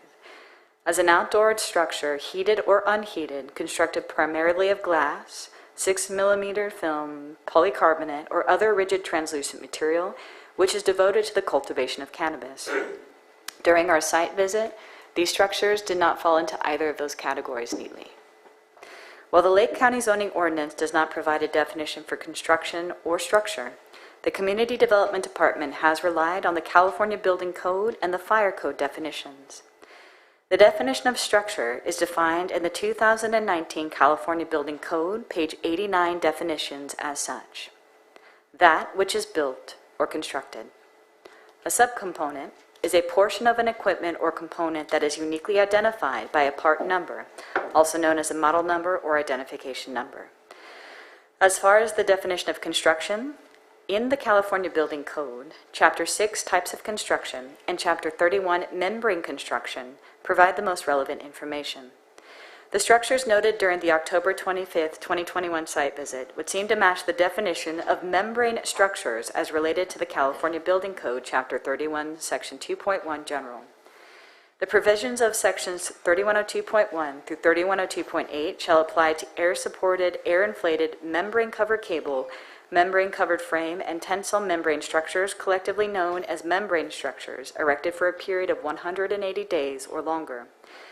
However, the construction type and fire rating and resulting requirements of the structures viewed during the October 25, 2021 site visit are in question due to lack of building plans for review. Items such as allowable floor areas, maximum height, flame resistance, thickness of material, etc. would need to be provided to staff as part of the project's analysis in order to apply the appropriate regulations. Because they were not included as a project element for either permit, staff does not presently have that information for analysis. The County of Lake Agricultural Commissioner has stated that hoop houses as a structure would not be considered agriculturally exempt buildings, and furthermore should not receive agriculturally exempt status. This is from emails to the CDD on April 28, 2021. The County of Lake does not currently have a separate permit or permitting process for the approval of hoop houses or similar structures independent of a use permit application. In this instance, the hoop houses would have had to have been included in and approved with the early activation or use permit application, or submitted as a reapplication for an amendment of the prior use permits, of the prior approved early activation. Each hoop house would then need to be assessed on an individual basis to match the various definitions of construction under Articles 31 and 6 and their further reference building and fire code sections of the 2019 California Building Code. For the nursery area observed, a proposed structure or electrical equipment was not included in the site plans nor property management plan for this project. As per the Property Management Plan, Exhibit 6, page 6, no artificial lighting was proposed for this project. No permits or zoning clearances were applied for with the building department for the structures or for the electrical. For the trenching and grading for well number 4's pipelines that were observed, the applicant has submitted an encroachment permit from the Department of Public Works for the pipeline connected to Brassfield, Exhibit 13. However, the internal trenching of the property for the water lines connected to well number 4 would require a Community Development Department building permit and either an exempt, simple, standard, or complex grading permit to assess the amount of dirt moved. Pursuant to the Lake County Grading Ordinance, Chapter 30.17, exemptions, the scope of work may have qualified this use as grading exempt, but an assessment with the inclusion of site plans would need to have been submitted to the Community Development Department for review and determination. Pursuant to the 2019 California Plumbing Code, Section 609.1 installation, a building permit is required to assess the proper depth and structural components of the pipelines. A line diagram for the source and direction of the water would also need to have been included.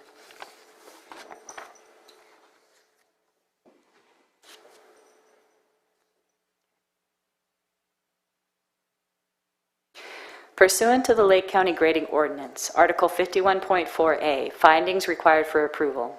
The review authority may only approve or conditionally approve a major use permit if all of the following findings are made. That no violations of Chapters 5, 17, 21, 23, or 26 of the Lake County Code currently exists on the property. Violations of Chapter 5, Building Regulations, and Chapter 21, Zoning exist currently on the property.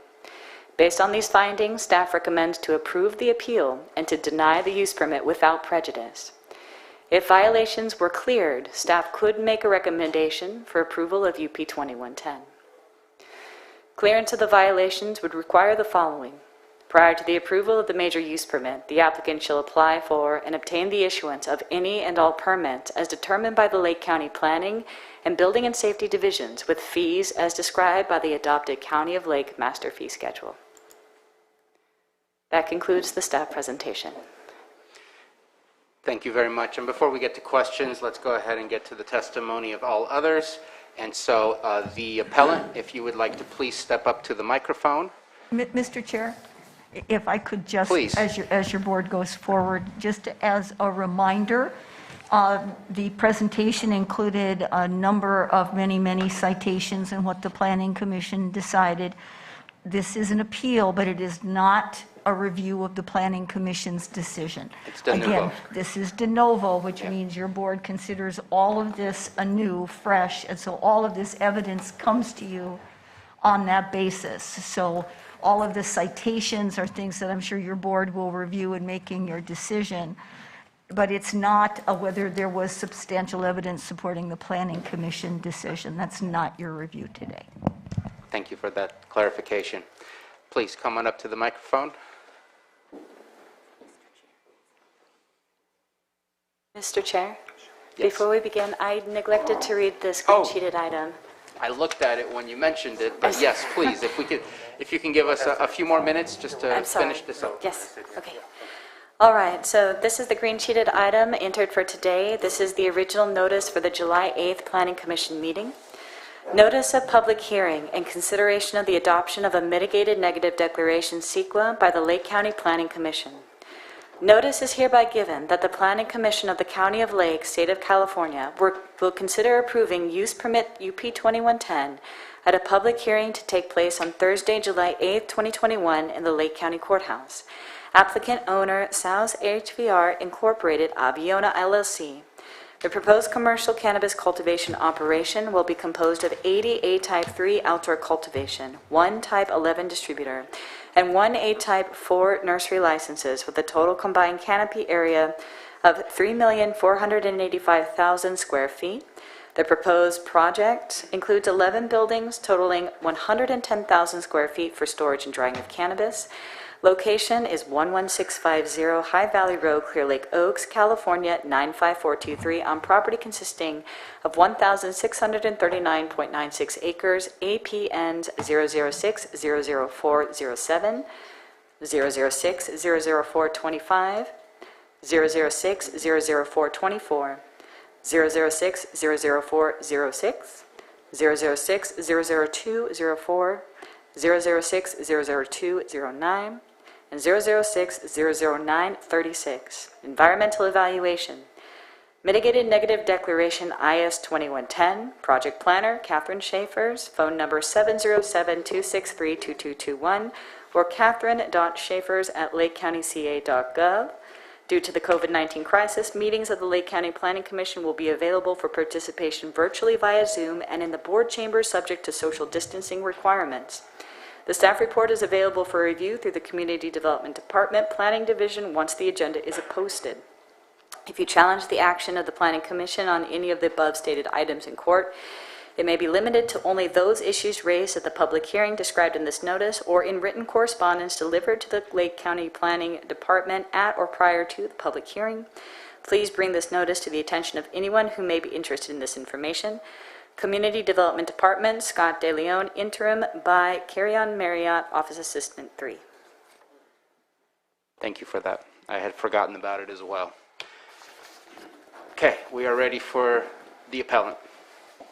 Good afternoon, Board of Supervisors and county staff. Myself, along with my wife and numerous neighbors, filed this appeal, and it started way back in May. As you see, And if you can provide your name, please. Donald Van Pelt. Thank you. You can see I filed a letter requesting to deny the early activation. And we're here today essentially for what was in that original letter of everything that could go wrong has went wrong. And as this proceeded on, I recognized the fact that I was going to have to develop a team of professionals to help me out on this.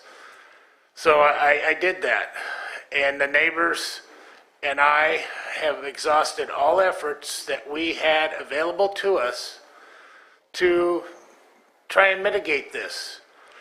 I was highly upset that air quality could not participate, and I really feel air quality needs to be a value part of this cannabis ordinances, as noise, odor, as we've seen, is there. And I guess I'll get to, Richard, who is a planning consultant. I'll let him start with that, but I certainly hope that you guys give it a very fair look at what's gone on and realize High Valley is going to be no different than any other area in Lake County, and we need to really look at these ordinances. I'm going to be the first of many. You're going to have many more behind me. And it's not all about the money, not anymore. It's about what's right and what's wrong. Thank you.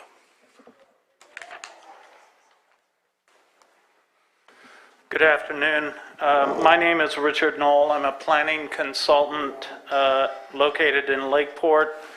I am part of the team representing the appellant Don Van Pelt. I should say Don and Margie Van Pelt. Mr. Van Pelt has been a client of mine for almost 5 years. And I have worked on a number of projects on his behalf. I have a good working relationship with him. As many of you know, he is a businessman in Lake County and has a multitude of businesses and employs a number of people within the county. Mr. Van Pelt called me about some concerns that he had about the Sowers HVR project located right next door to his residence, his property. He's contiguous with the site. I agreed to take a look. I assisted him with developing some correspondence and comments to the Community Development Department and to the Planning Commission. I also made a recommendation to Mr. Van Pelt to consider hiring additional technical assistance and input from a colleague of mine. After the July Planning Commission decision was rendered, Mr. Van Pelt asked me to assist him in the appeal, and I agreed. It was at this point that I recommended that he consider hiring an attorney. He asked me for a recommendation, and I suggested that he talk to Mr. Johnson, who is here today, and the decision to hire the attorney was his and his alone. A little about my background and experience, because I think it's important and relevant with regard to the following comments.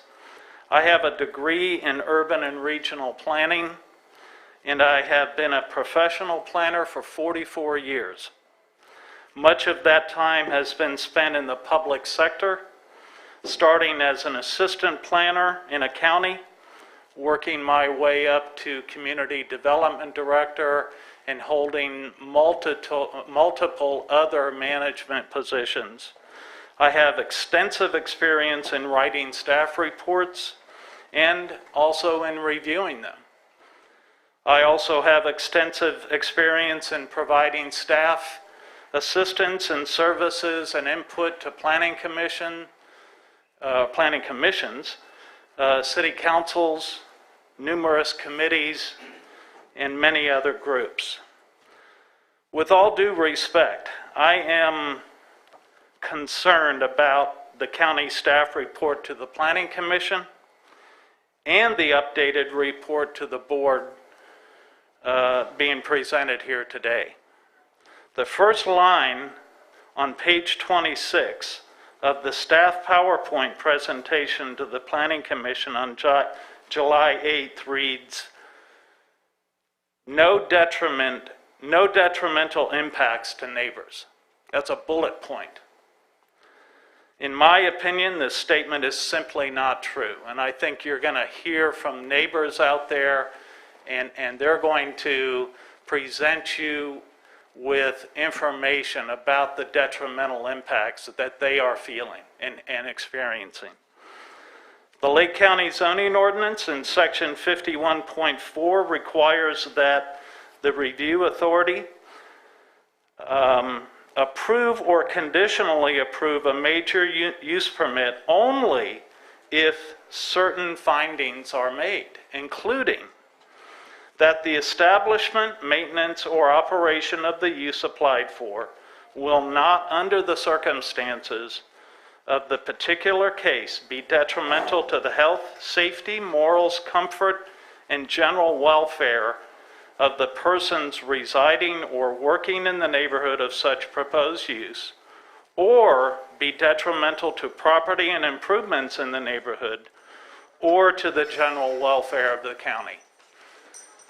And by the way, this is a very standard use permit criteria found in almost any zoning ordinance in any community across the country.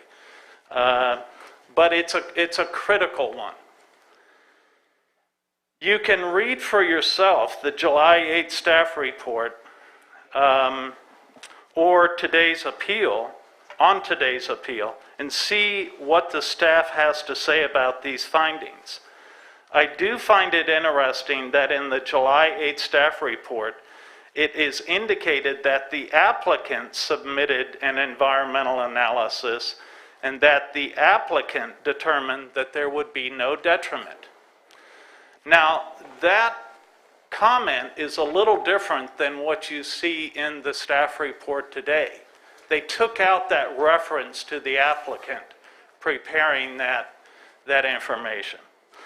The issue that I take with this staff report is that the ordinance seems to require an objective analysis of the project to determine whether or not it will be detrimental to the health, safety, morals, comfort, and general welfare of people residing or working in the neighborhood, detrimental to property or improvements in the neighborhood, or to the general welfare of the county.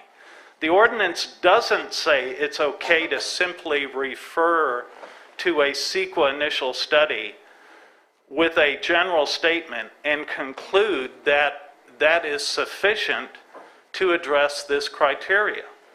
The staff report does not accurately describe the neighborhood or the general characteristics of High Valley. The county has had an opportunity handed to them to analyze this project in real time, to observe the cannabis cultivation operations which got underway with the early activation, to read and assess the various comments and complaints that have been submitted by numerous neighbors, and to assess whether or not this project is actually creating detrimental impacts. If that had actually been done in an honest and forthright way, there should have been a determination made that in fact there are detrimental impacts occurring and still ongoing. It is my opinion that the High Valley neighborhood did not receive a careful objective or reasoned review of this cannabis cultivation project by Lake County. There is an inadequate written description of the neighborhood. There is an inadequate analytical review of the potential detrimental impacts, such as noise, dust, odor, night lighting, water resources, and traffic. There is a reliance on the applicant's prepared CEQA initial study and their finding of no detriment that is simply not supported by the facts or evidenced in the county's administrative record. In my opinion, there is a random, unsupported leap made from the evidence to a conclusion of no detriment. As a result, the Planning Commission and the Board of Supervisors have not received the benefit of a fair and comprehensive factual staff report on which to base your decision. It is my opinion that Mr. Van Pelt and his family and many of the neighbors to the east and south of this project are being detrimentally impacted by this project, as evidenced by the multiple letters, complaints, photographs, and other evidence that have been provided to the county. At this point, I'd like to introduce Mr. Brad Johnson, who will make a presentation as well. Thank you.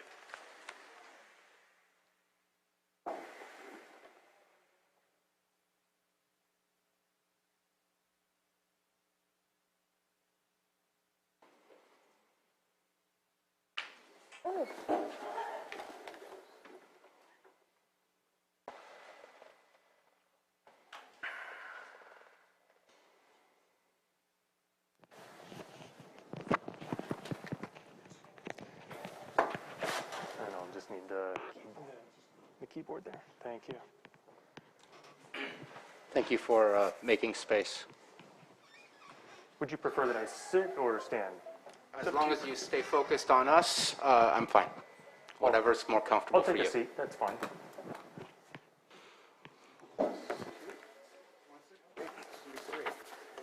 Oh, good.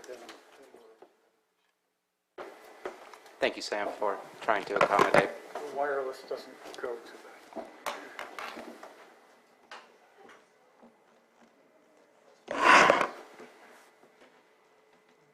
Okay, this was your, you want to navigate, where was it? It's Presentation one. Yeah.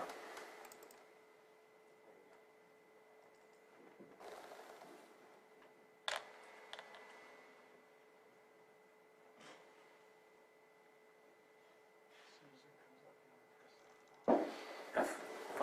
Okay, for presentation mode. It's coming. Yeah. I know. It's a large presentation, so it's going to take up just a... Just want to remind everybody that at 12:45 we are taking a hard break. All right. Well, I just need to hold on.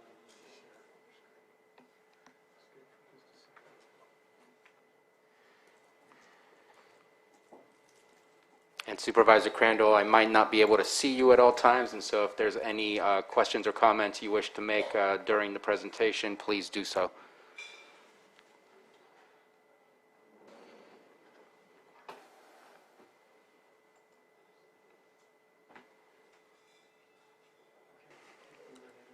okay. All right. Yeah, looks good. Okay. All right, perfect. Yeah, you use the airframe. Remember, we were also using the space key. Space key. Okay, great. All right. Thank you. Members of the Board of Supervisors, my name is Brad Johnson. I am a land use and CEQA attorney. I have been working on projects in Lake County for many years, and I also work on projects across the state. So I was contacted by Mr. Richard Knoll and the appellant Don Van Pelt to assist with this appeal today. And today's presentation will walk through a number of the issues that we've identified. I'm going to start out by doing something I know that's very unusual, but I would like to turn to the chair and both request and suggest that the chair recuse himself from this hearing today. And the reason I'm making that request is that copies of documents of correspondence and communications between the chair and the project applicant and agents for the project applicant suggests that the chair has had from a legal perspective, a level of involvement and interest in this project that calls into question his ability to remain unbiased in this hearing. So I'd like to just pause for a moment to reflect on that. So there will be no recusing in my position. There is no financial gain or interest or personal gain or interest in this project. I'm here as a neutral party to hear from both sides. And I have been in many communications with you as well and many of your other clients and am in those same positions as well. You have, and those aren't that issue, and those are all documented in public as well. Yes. Yes. Okay. So this project, the board is in an unusual position because typically when we're dealing with appeals or challenges to CEQA documents, the discussion is mostly hypothetical. The discussion is, will the project result in impacts? Will it impact the environment? Will it impact neighbors? And those are oftentimes and most frequently hypothetical questions. In this case, however, because of the county's EA permit process, the county's consistent failure to respond to neighbor complaints regarding project operations over the past 6 months, there is a dearth of evidence indicating that this project does in fact have a number of significant environmental impacts, including impacts on surrounding neighbors. And so that's what places this appeal in a different category than what you might typically see. So let's just move right into our presentation here. So I'm going to begin with a short chronology of the project. I'll move into the history of violations, then I'll discuss the deficiencies in the ISM&D before concluding.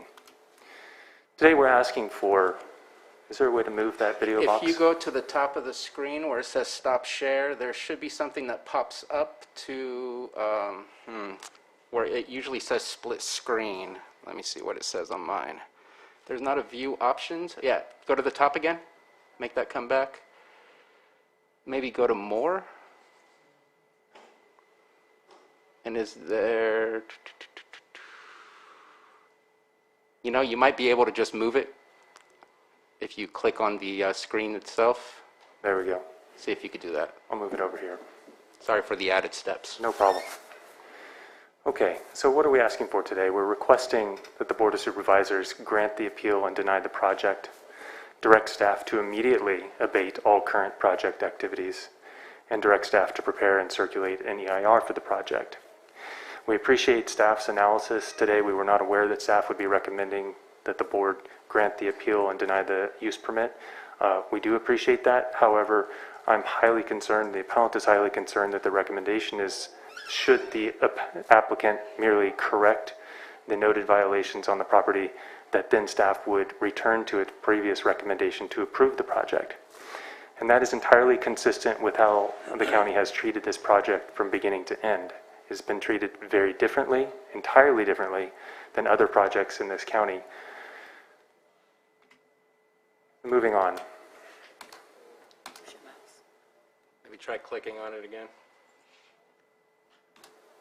Okay, so beginning with the chronology, on February 7th, based on what we understand, the project applicant submitted the project application. In May 2021, the project applicant's consultant, Kimley Horn, submitted its ISM&D to the county. On May 12th, we understand that the county issued a public notice of the EA permit issuance. And right from the beginning, we can see this is a text message between the project applicant's agent, Mary Draper, and Supervisor Sabatier, in which the supervisor says he spoke with Scott, who took notes, and he is working on figuring out how to get it done for both the 27 acres, a separate project, and the buildings on the 80 acres. I'm working with Anita to submit something his way as well, which could really help the 27 acres, and also suggested to Lance to request weekly June meetings to expedite the use permits in hopes of gets Ellie to the finish line faster. So we can see that there's early interest in this project in moving it through the process as quickly as possible. So I'm going to have to interject on some of these items that you're placing and putting my name out in the public. There was a huge backlog for every project, and I was speaking with many people to try to figure out how to fix the backlog. This is not an interest in a particular project. This is an interest in fixing the backlog. This is why I was asking for looking at weekly meetings at the Planning Commission rather than every 2 weeks, where it's limited because they believed it was limited to 12 p.m. The idea was to try and see if we can move through these processes at a faster pace, meaning bringing it to the Planning Commission, not skipping steps and not making any projects have priority over others. With all due respect, I'm entitled to make my presentation without being interrupted by the chair. And I am going to respond to any time that you bring up my name. No, you're going to allow me to make this presentation. On June 7th, 2021. Ms. Grant? Number one, I'd suggest council watch his tone with the board, because in speaking to the chair, you're speaking to the full board, and they're certainly entitled to your respect. Having said that, what I would suggest in order for this to move forward is to allow the presentation, and then your board can ask questions at the outset. I understand, Supervisor Sabatier, that your name is mentioned, but you may want to deal with that summarily. If you have a statement to make that relates to conflict, which is what I'm assuming this will all relate to, since you're not a witness. in the proceedings, okay? I will take notes, and I will respond when you are finished. Appreciate Ms. Grant. And I will note that these excerpts that are in this presentation were obtained through a Public Records Act request. So on June 7th, 2021, the county granted the early activation permit.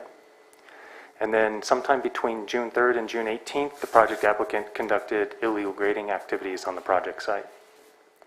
On June 18th, California CDFW conducted its site inspections, as staff discussed, and issued notices of violation. July 8th, as we all know, the Planning Commission held its first project hearing and continued the hearing on the project. And then in July, sometime July 2021, the applicant entered into a contract with a neighboring landowner, Brassfield Estates, to pipe water from the Brassfield property to the project site. And here again is another excerpt of a text message interchange between Chair Sabatier and project applicant agent Mary Draper, in which the chair seems to suggest that providing public notification regarding the EA was a frustrating requirement. On July 22nd, the Planning Commission held its second hearing and approved the project over numerous objections by neighboring landowners and members of the community. By operation of law, a written condition in the early activation permit, this action terminated the EA permit. On July 28, 2021, appellants timely filed this appeal by operation of law pursuant to county code. The filing of the appeal stayed the project use permit. Thus, as of July 28, the project no longer had a valid land use entitlement to continue operations. Between August and October 2021, the applicant conducted cannabis cultivation at the project site. Between September and October 2021, the applicant requested but did not receive permission from the county to construct temporary hoop houses and use generators to dry harvested cannabis.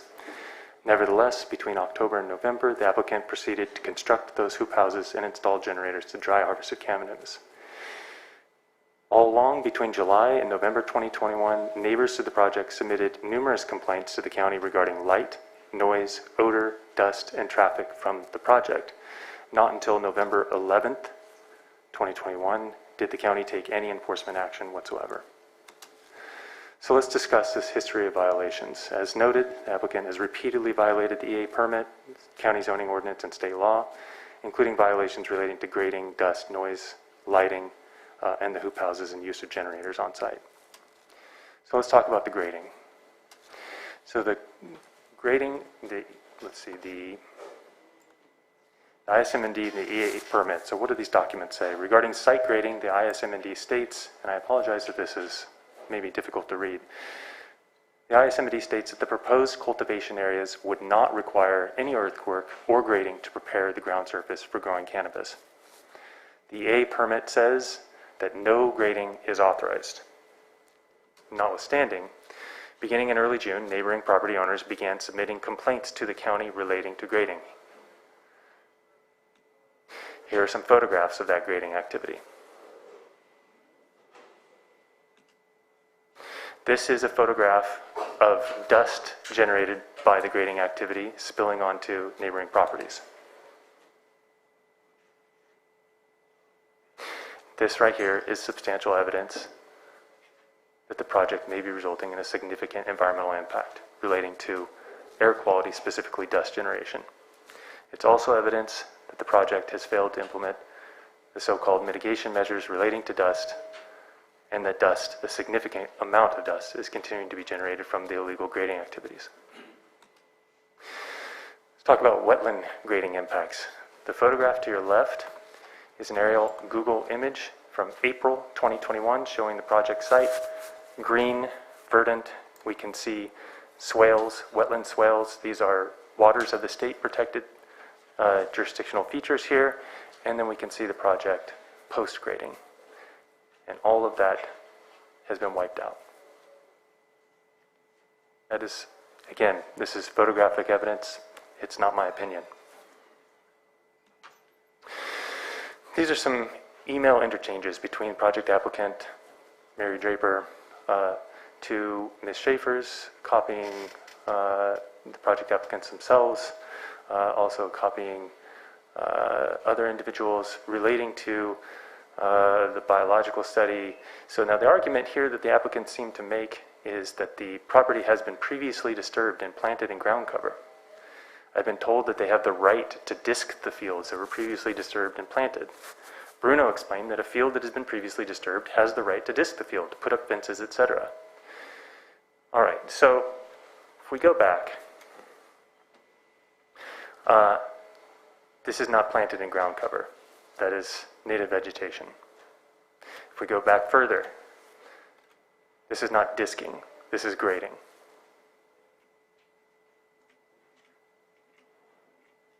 Moving on, what is the county's response? We know that CDFW inspected the project site on June 18 and indeed issues notices of violation regarding not disking, but grading and deep ripping of the cultivation site up to the edge of tributaries to Schindler Creek. Grading and deep ripping occurred into the 50-foot setback, sometimes right up to the edges of unnamed tributaries. So here we have an example where the county has proof, not from neighbors, but from another agency, a state agency, that the project applicant engaged in an activity that was directly in violation of the EA permit. And the county did not revoke that EA permit. By contrast, there are numerous other projects that committed similar violations, although on a smaller scale, where the county acted very quickly to revoke the EA permit, just for grading. Why was that not done here? The county did not respond at all. The county allowed the EA permit activities to continue, and then also processed an expedited corrective grading permit in order to declare that the violations were fully abated just 6 days prior to the Planning Commission's second hearing on the project. That's how the county responded. Let's look at noise violations. EA permit and county zoning ordinance impose strict limits on decibel levels generated by a project activity at neighboring property lines. The EA permit specifically states that decibel levels shall not exceed 55 dBA, 24 hours a day within residential areas. County zoning ordinance only allows for a maximum noise of 55 dBA in the agricultural zone. Noise complaints, again, earlier in the summer, early as August, the facility emits a constant rattle of machines as well as commercial scale diesel generators running all day and all night every day. That's been submitted to the county, including to Chair Sabatier. No action taken. These are noise meter, decibel meter readings taken on November 8th, 2021. The meter to your left, it's a slightly blurry photograph, shows a decibel reading of 71. The meter to your right shows a decibel reading of 66.3. This map shows the locations of those two decibel readings. The 66.3 reading was taken at 8:45 p.m. on November 8th. The 71 max dBA reading was taken at 9 p.m. on November 8th, 2021, at two neighboring properties, each a half mile or further away from the project. Both of those, just for perspective, are in excess of even the noise limits established in the county's zoning ordinance for industrial areas. County's response? No response until November 11, 2021. And I will say that that was after significant and repeated interaction between my law firm and county staff on these issues. Lighting violations. This is a photograph of the project taken from a neighboring property showing, I don't need to describe it, you can see it. What do the ISM&D and the EA permit say? The ISM&D states there's nothing in this ISM&D regarding the use of night lighting in excess of the basic requirements for security. That, I think we all know, is not a security light. That is a light that is intended to manipulate the vegetative state of the plants, period. We can see that even if it were security lighting, the ISM&D requires the lighting to be directed and shielded to minimize spill, light, and glow, and to comply with dark sky recommendations in Section 21.48 of the Lake County Zoning Code. And the EA permit mirrors that same requirement. I'll go back to the photograph one more time. No shielding, does not comply with dark sky requirements. And here are other photographs. Again, neighbor complaints being submitted as early as June 4 and August, They're using huge lights at night that are lighting up the residents of High Valley. My entire yard and house have been lit up like a Christmas tree for over a week now. Still, no response from the county. What happened? No response. Okay, let's talk about the hoop houses. Here's what we're talking about. This is not a minor undertaking. This is significant construction on the project site. Again, they've plumbed, they have electrical, they're powered by portable generators with fans. There is no discussion in the ISM&D regarding the use of hoop houses, generators, or fans in this fashion at all.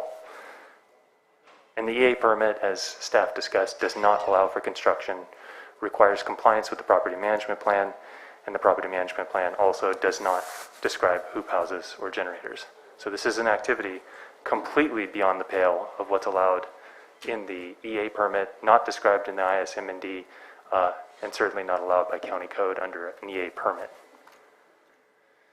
Project proponent corresponds with the county. So the applicant and its agents inquired about installing hoop houses and generators with planning department staff. Staff informed them that they would be unable to do so. And then these are text messages, again, communications between the project agent, Mary Draper, and Supervisor Sabatier on this issue. I do apologize, they are somewhat difficult to read. But the point of these two text message interchanges is that the agent informed Chair Sabatier that they planned to proceed to install the hoop houses with the generators, notwithstanding the fact that staff had not given them the clearance to do so. So that we understand, as of the date of these permits at least, Chair Sabatier was aware the project applicant was proceeding to undertake illegal activities at his project site, and still no action taken. Is there a date on those? We do have dates, and we've provided all of the text message interchanges in a single compiled document to planning, or to the board clerk. Yeah, and again, those were all provided by the county pursuant to a Public Records Act request. Okay, these are some additional emails. These are very difficult to read, but I will summarize the email to the left, which was from Supervisor Crandell to Ms. Hutchinson, copying Chair Sabatier and Susan Parker, regarding this appeal and the importance of this project in terms of generating income for the county. These are, again, communications recovered pursuant to our Public Records Act request. Neighbor complaints. So, despite knowledge that the county did not grant permission for hoop houses and generators, we know that the applicant proceeded to construct and install both. The generators added to the existing noise violations, and then finally, on behalf of the appellant, this firm submitted a lengthy complaint on those issues on November 2nd. And this was, of course, in addition to the many neighbor complaints that had already been issued prior to that date. As I've said before, only after this increased pressure from our law firm did county code enforcement take action and actually issue a notice of nuisance in order to abate on November 10th, 2021. Obviously, there were more than adequate grounds to do so long before that date. So moving on, and I'll revisit our request at the end of this. So moving on to the ISM&D. Now what's interesting is in this situation, as I'll detail in a moment, staff did a very good job of, and certainly we respect staff's work on this issue. I know Ms. Schaefer's, as the correspondence that we have recovered from the PRA request, asked for help numerous times on this project. I think just from reading the correspondence, seems like she did not receive that help all the time. And so we have a lot of respect for her in working through this project. I think it was a difficult project. And she did so, as the email correspondence shows, under extreme pressure from the project applicant to get this thing done. So turning again to the ISM&D deficiencies. So the deficiencies in the ISM&D include an inadequate and inconsistent project description, inadequate analysis of at least the following project components: air quality and emissions, water availability, biological resource, transportation, energy and greenhouse gases, noise and land use compatibility. Turning to the legal standards. So the initial study is the first level of CEQA review. It is the basic document that analyzes whether a project may or has the potential to have significant environmental impacts. If those significant environmental impacts that have been identified during the initial study process can be fully mitigated with mitigation measures that eliminate the possibility that the project may have significant impacts, then that initial study then can be turned into a mitigated negative declaration. That's what a mitigated negative declaration is. It's an initial study with mitigation measures added on.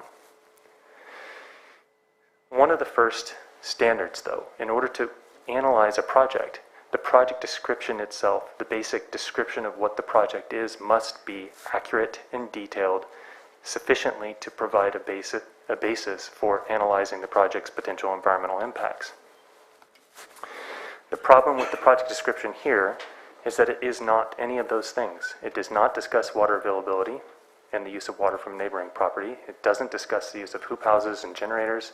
There's no discussion of intent to develop lodging at the project site. There's numerous descriptions within the initial study and supporting documents that there will be a lot of employees staying on the project site. There's an undercounted and inconsistent description of potential traffic impacts and an incorrect and false discussion of grading activities, as we know. We've seen photographs. Okay, let's turn to water availability and use. So there's an inadequate and inconsistent description of water use and availability for the project. And certainly there is no description of the use of off-site water from Brassfield for project operations or project mitigations. One thing we do know is there is at least one existing well, well number 4. Well number 4 there's enough information in the project documents to indicate that it has sufficient capacity to feed approximately 25 acres of cannabis, not 80 acres. The applicants have since installed another well, at least one more well, well number 7. There's no data in the initial study or supporting documents on the productive capacity of that well. And so as far as we are aware at this point, there is zero information in the record substantiating the conclusion in the initial study that adequate groundwater exists on site to serve the project. What we do know is that sometime in June, the project applicant began or entered into an agreement with a neighboring property owner, Brassfield Winery, to install significant infrastructure to pipe water from the Brassfield Winery property to the project site. Now, we've seen the correspondence between the project applicant and county staff that have indicated that all of this infrastructure is for a few acres of sunflowers. But obviously, I mean, none of us are idiots here. I think we all can beg the question of why, if there is so much water on the project site, would this infrastructure be necessary to irrigate a few acres of drought-resistant sunflowers? It's not believable.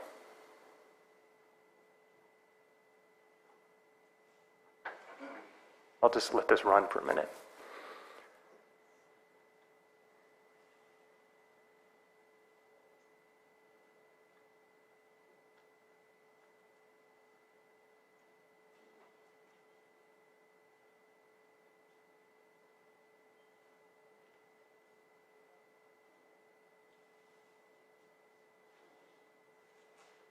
This is the after-the-fact encroachment permit here. The pipeline was routed under the county road.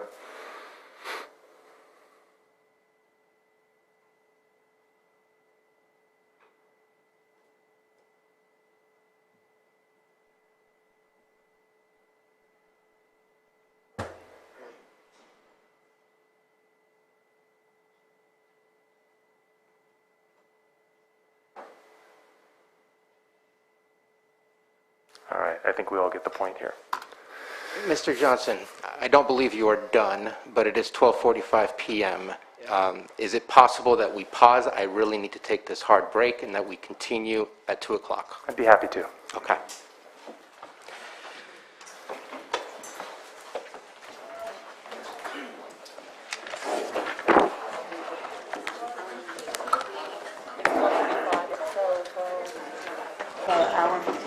Okay.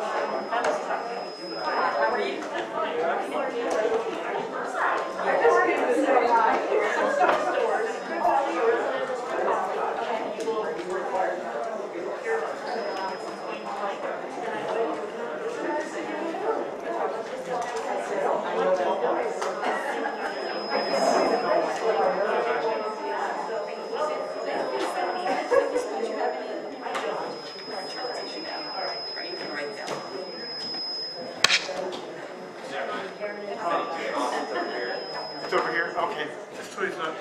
Okay, great.